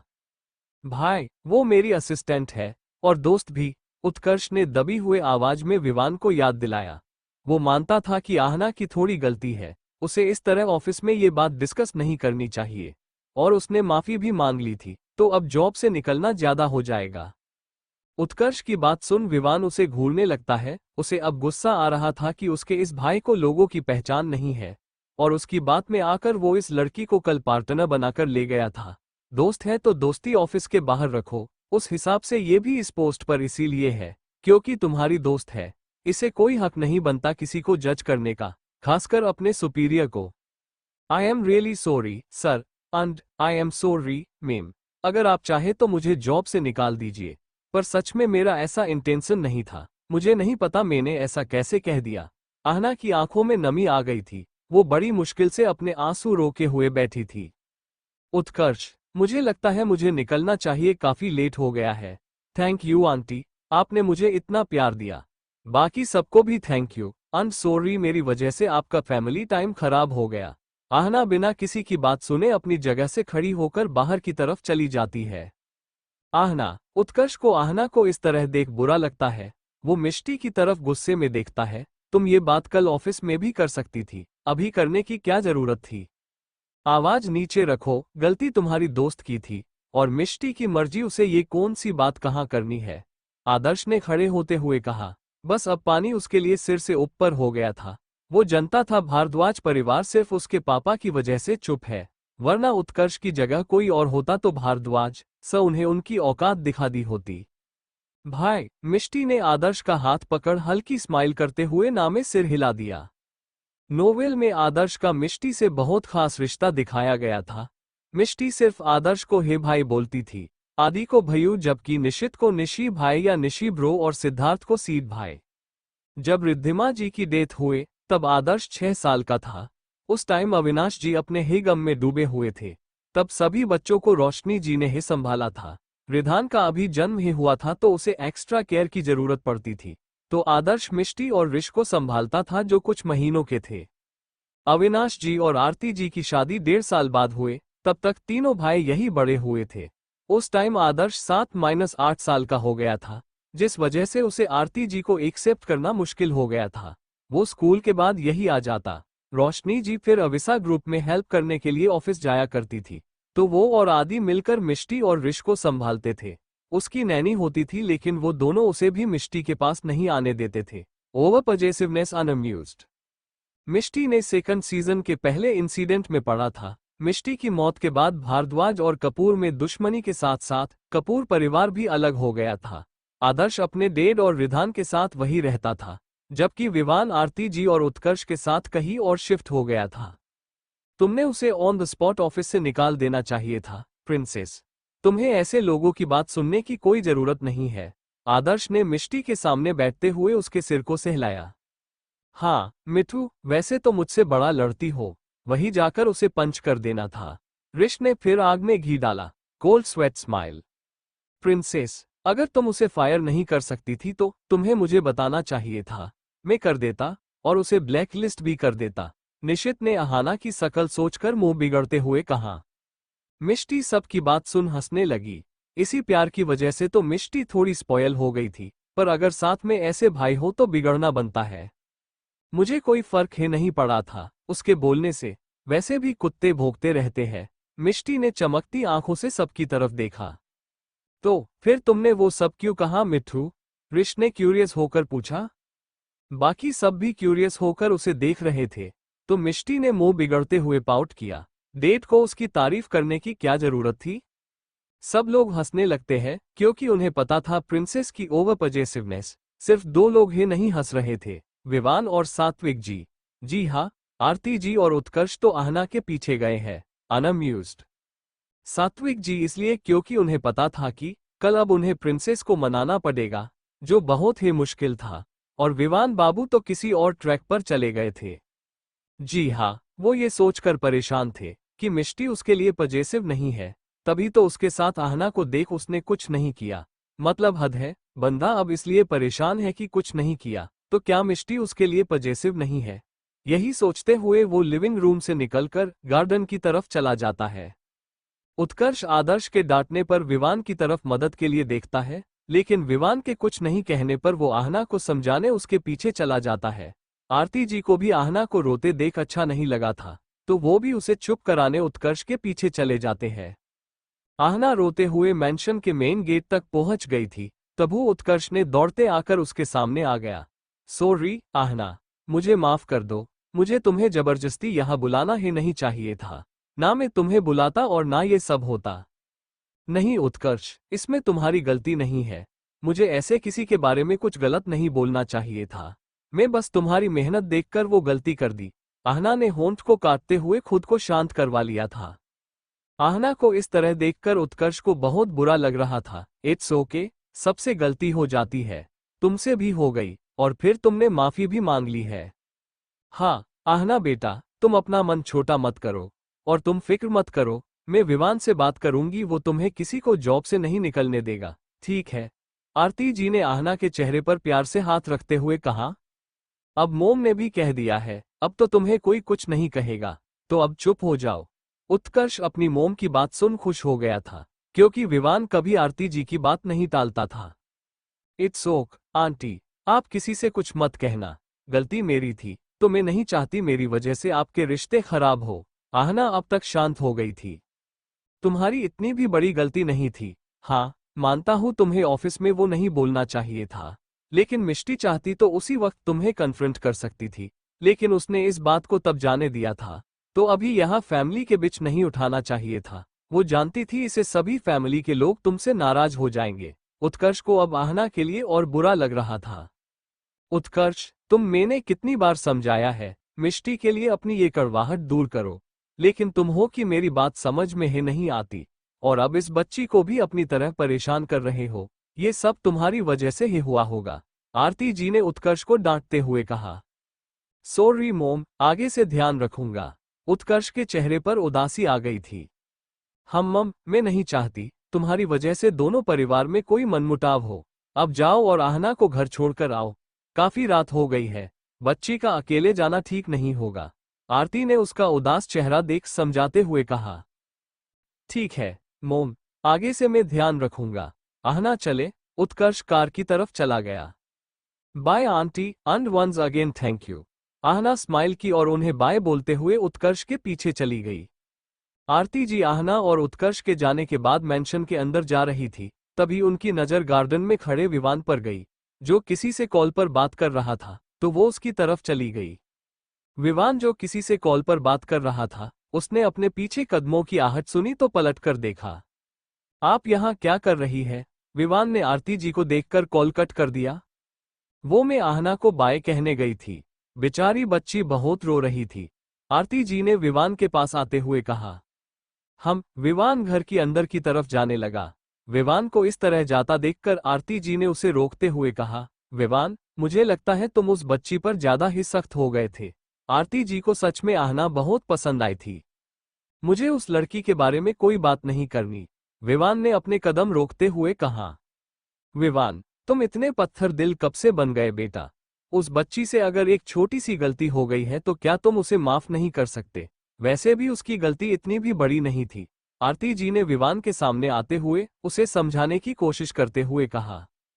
ये मिष्टी की मर्जी की होगी कि वो उस लड़की को ऑफिस में रखना चाहती है या नहीं, और मैं ऑफिस की बात घर पर डिस्कस नहीं करना चाहता हूँ। अब आपको अंदर जाना चाहिए। विवान ने अपनी बात खत्म करते हुए दूसरी तरफ मुड़ गया। आरती जी ने कुछ पल के लिए उसकी पीठ की तरफ देखा। वो कुछ कहना चाहती थी, लेकिन इस मामले में विवान का सख्त रवैया वो अपने आप को रोक लेती है और घर के अंदर की तरफ चली जाती है। आरती जी के वहां से जाने की आहट सुन विवान एक गहरी सांस लेता है, पीछे की तरफ पलटता है, सामने खड़े इंसान को देख एक पल के लिए चौंक जाता है, फिर खुद को नॉर्मल कर देता है। तुम करना क्या चाहते हो? आदि ने विवान के बाजू में आकर खड़े होते हुए पूछा। आदि जब से विवान ने आहना की बात में मिष्टी को सपोर्ट किया, तब से उसकी तरफ देख रहा था और जानने की कोशिश कर रहा था कि उसके मन में क्या चल रहा है। विवान को आदि से बेहतर शायद ही कोई जानता होगा। बचपन से लेकर इस पल तक दोनों ने ज्यादातर समय एक दूसरे के साथ बिताया है। जब विवान ने आहना को पार्टी में लेकर जाने का डिसीजन लिया था तो उसने सबसे पहले आदि से ही इस बारे में बात की थी। पहले तो आदि एग्री नहीं हुआ था, लेकिन ये जानते हुए कि विवान उसकी प्रिंसेस से प्यार नहीं करता, वो अपनी प्रिंसेस को एक तरफा रिश्ते में बांधते नहीं देखना चाहता था। वो जानता था प्रिंसेस अपनी जिद पर बनी रहेगी तो अंत में दोनों परिवार उन दोनों की शादी करवा देगा और विवान को भी ना चाहते हुए इस रिश्ते में आना पड़ेगा। आदि अपनी प्रिंसेस और विवान दोनों में से किसी के साथ गलत नहीं होने देना चाहता था, इसीलिए वो आखिर में विवान के इस प्लान के लिए मान गया था। विवान को कोई जवाब ना देते देख आदित्य ने एक गहरी सांस ली। देख, मुझे नहीं समझ आ रहा तेरे दिमाग में क्या चल रहा है, लेकिन मुझे लगता है तेरा प्लान काम कर गया है। मैं प्रिंसेस के आज के बिहेव से पक्का कह सकता हूँ कि वो सच में तुझे किसी और के साथ देख तुझसे मूव ऑन करने के लिए तैयार हो गई है। आदित्य की ये बात सुन कि मिष्टी ने उससे मूव ऑन कर लिया है, विवान के हाथ की मुठिया कस जाती है। ये तो वक्त ही बताएगा। इतना कहकर विवान वहां से चला जाता है। विवान की बात सुन आदित्य चौंक जाता है। उसके वहां से जाने के बाद होश में आता है। विवान को भारद्वाज मिशन से बाहर जाते देख वो नाम में सिर हिला देता है। अगर जो मैं सोच रहा हूँ वो सच है तो प्रिंसेस को वापस मनाने के लिए तुम्हें बहुत पापड़ बेलने पड़ेंगे। विवान कपूर। आदर्श, जो विवान और आदित्य को अंदर ना देखकर उन्हें ढूंढते हुए बाहर आया था, वो आदित्य के चेहरे पर स्माइल देखकर पूछता है, तुम किस बात पर अकेले अकेले इतना मुस्कुरा रहे हो? कुछ नहीं ब्रो, लगता है हवाएं बदल रही है। आदित्य ने विवान जिस तरफ गया था वहां देखा। आदर्श कंफ्यूजन में उसकी तरफ देखता है तो आदित्य उसे सारी बात बता देता है। सच में मुझे भी सुबह से ऐसा कुछ लग रहा था। निशित, जो आदर्श के पीछे पीछे आया था, उसने आदित्य की बात सुन ली थी। लेकिन उसे कहेंगे तो वो मानेगा नहीं। अभी जैसा चल रहा है चलने दो, एक दिन वो अपने मुंह से बोलेगा। आदर्श ने कुछ सोचते हुए कहा, अगर मिष्टी और विवान एक साथ होते हैं तो वो सच में बहुत खुश होता, लेकिन वो अपने छोटे भाई को जानता है, वो इतनी आसानी से इस बात को एक्सेप्ट नहीं करेगा। पर उसे थोड़ा परेशान तो कर ही सकते हैं। वैसे भी उस खड़ूस ने मुझे परेशान करके रख दिया है। अब उसे कल ऑफिस में बताता हूँ। निशित के चेहरे पर तो चमक आ गई थी। इनका काम पूरा रिश जैसा है। देखते हैं इनके घी डालने से आग कितनी भड़कती है, टीयर्स ऑफ जॉय, और किसे जलाती है, विवान को या इनको खुद को। यक। तीनों के अंदर जाने के बाद कुछ देर सब बातें करते हैं, फिर अपने अपने घर चले जाते हैं। मिष्टी भी अपने कमरे में आकर फ्रेश हो जाती है और बेड और सोते हुए आज के पूरे दिन की यादों को बार बार रिपीट करती है। वो आज सच में बहुत खुश थी। उसने इतनी खुशी अपनी पिछली पूरी जिंदगी में नहीं महसूस की होगी जितनी एक दिन में की है। वो इस लाइफ को पूरी तरह एक्सेप्ट कर चुकी थी। उसे ऐसा महसूस हो रहा था जैसे वो यही से बिलोंग करती है। उसने हमेशा ऐसी लाइफ का सपना तो देखा था। फिर एक बार पूरे दिन को याद करते हुए सो जाती है। सुबह 8 बजे आदित्य जब मिष्टी के रूम में आता है तो वो अभी भी घोड़े बेच ले सो रही थी। अलार्म कब का बजकर बंद हो गया था। ये देख आदित्य नामे सिर हिला देता है, क्योंकि ये हमारी मिष्टी मैडम का डेली का था। आदित्य जाकर मिष्टी के सिरहाने बैठकर उसके बालों पर किस करता है। Good morning princess. भयू 5 मिनट। मिष्टी दूसरी तरफ करवट लेकर उसके गोद में सर रख सो जाती है। मिष्टी की इस हरकत पर आदित्य के चेहरे पर स्माइल आ जाती है। उसका दिल तो नहीं था अपनी लाडली की नींद खराब करने का, लेकिन घड़ी में टाइम देख, प्रिंसेस उठ जाओ, 8 बज गए हैं, फिर ऑफिस के लिए लेट हो जाएंगे। मिष्टी जो सो रही थी वो 8 बज गए सुनते हैं झटके से उठकर बैठ जाती है। क्या 8 बज गए? ऐसे कैसे हो सकता है? मैंने तो 7 बजे का अलार्म लगाया था। वो जल्दी से बेड की साइड से अपना फोन लेती है और चेक करती है। फोन में 8:10 का टाइम देख जल्दी से बेड से उतरकर बाथरूम की तरफ भाग जाती है। क्या भाई इतनी लेट कोई उठाने आता है? आज आपकी वजह से मैं लेट हो गई तो देख लेना। आदित्य मिष्टी की स्पीड और उसकी बात सुनना में सिर हिला देता है। मतलब हद है, एक तो उठाने आओ, ऊपर से धमकी भी सुनो। मिष्टी जो बाथरूम में अपना फेस वॉश कर रही थी। यार, लगता है मिष्टी की सभी आदतें मुझ में आती जा रही है। कहाँ मैं डेली खुद से 6 बजे उठ जाती थी और आज 8 बजे किसी के उठाने पर भी नहीं उठ पा रही। आधे घंटे में मिष्टी रेडी होकर नीचे हॉल में आती है, जहां आदित्य सोफे पर बैठा पेपर पढ़ रहा था। Good morning Bhaiyu.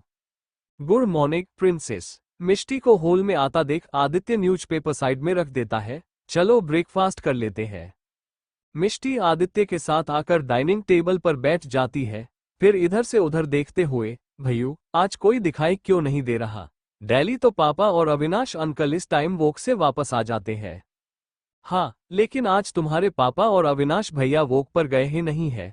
रोशनी जी ने डाइनिंग टेबल की तरफ जूस का जग लेकर आ रही थी। तो फिर डैड कहाँ है? मिष्टी ने कंफ्यूज होते हुए पूछा। तुम्हारे डैड और अविनाश भैया किचन में है, अपनी प्रिंसेस के लिए खाना बना रहे हैं। रोशनी जी अपनी चेयर पर बैठ गई। मेरे लिए खाना बना रहे हैं? सच्ची? लेकिन क्यों? मिष्टी ने खुशी से चहकते हुए कहा। क्योंकि आज मेरा मन था अपनी प्रिंसेस के लिए कुछ स्पेशल बनाने का। सात्विक जी और अविनाश जी किचन से खाने का सारी चीजें लेकर आते हैं और टेबल पर रख देते हैं। डैड, आपका कभी मेरे लिए कुछ बनाने का मन तो नहीं होता है? रिश जो अभी अभी आया था वो प्लेट में रखे पराठे चखने जाता है। छूना मत, पहले मेरी प्रिंसेस टेस्ट करेगी, बाद में सबको मिलेगा। सात्विक जी ने उसके हाथ को पराठे से दूर कर दिया। रिश एक नजर अपने हाथ को देखता है, फिर अपने डैड को घूरने लगता है। मिष्टी, तुम्हें पता है डैड ने तुम्हें मनाने के लिए ब्रेकफास्ट बनाया है, क्योंकि उन्होंने कल आहना की तारीफ जो की थी। लगा दी आग। यक। फिर अपने डैड को देखकर एक डेविल स्माइल करता है, जैसे कह रहा हो मुझे नहीं चखने दिया था ना, अब देखते जाओ। सात्विक जी जो अभी रिश को घूर रहे थे, उन्हें अपने ऊपर किसी की नजर महसूस होते हैं। वो तुरंत मिष्टी की तरफ देखते हैं।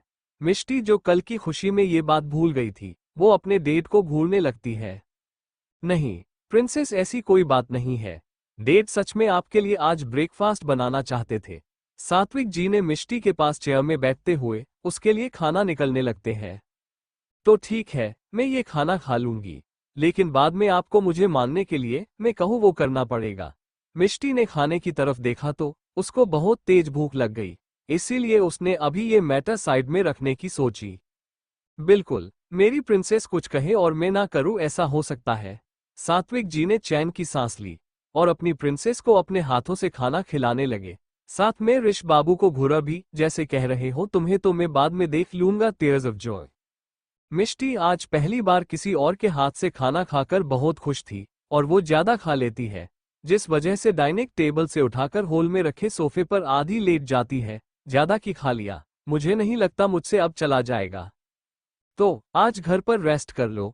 अविनाश जी भी खाना खाकर हॉल में आए होते हैं, वो उसके पास बैठते जाते हैं। सच में, मिष्टी आंखों में चमक लेकर उनकी तरफ देखती है, फिर कुछ याद आते ही मुंह लटका लेती है। लेकिन आपके उस खड़ूस बेटे ने कल ही छुट्टी देने से मना कर दिया था। अरे ऐसे कैसे नहीं देगा, मैं बात करता हूँ उससे। अविनाश जी अपनी जेब से फोन निकालते हैं। रहने दीजिए अंकल, आज छुट्टी नहीं मिल सकती, आदित्य ने आते हुए कहा। क्यों? आज रॉयल्स होटल वाले प्रोजेक्ट के ओपनिंग के लिए उत्कर्ष और प्रिंसेस को अपने अपने आइडियाज रिप्रेजेंट करने हैं। आदित्य ने मिष्टी की तरफ देखते हुए कहा। प्रिंसेस तुम रेडी हो? हाँ भाई, मैं बस 2 मिनट में आए। मिष्टी को भी प्रोजेक्ट याद आते ही वो जोश से भर गई थी। वो जल्दी से अपने कमरे में गई और अपना सामान लेकर आ गई। सबको बाय बोलकर आदित्य के साथ ऑफिस जाने के लिए निकल गई। कार में मिष्टी खिड़की के बाहर नोवेल की दुनिया को देख रही थी, जो काफी हद तक उसकी दुनिया की तरह ही दिख रही थी। प्रिंसेस तुम नर्वस हो? आदित्य जिसे घर से बाहर आते ही एक कॉल आ गई थी, उसने कॉल रखते हुए पूछा, क्योंकि ये उसकी प्रिंसेस के लिए बड़ा मौका था अपनी काबिलियत प्रूव करने का। बिल्कुल भैयू, आपको प्रिंसेस कभी फेल नहीं हो सकती। मिष्टी के चेहरे पर पूरा कॉन्फिडेंस था। नोवेल में आज उत्कर्ष जीत जाता है, क्योंकि मिष्टी ने दिमाग की जगह दिल से फैसला लिया था। लेकिन इस मिष्टी से उत्कर्ष कभी नहीं जीत सकता, क्योंकि वो ऑफिस में सिर्फ दिमाग से फैसले लेगी। क्या मिष्टी जीत पाएगी उत्कर्ष के सामने? कैसा होगा मिष्टी का पहला दिन ऑफिस में? To be continued. Thank you for joining me on this story telling journey. If you enjoyed today's story, make sure to give this video a thumbs up and share it with your friends. Don't forget to hit the subscribe button and the bell icon so you never miss an update. See you in the next video.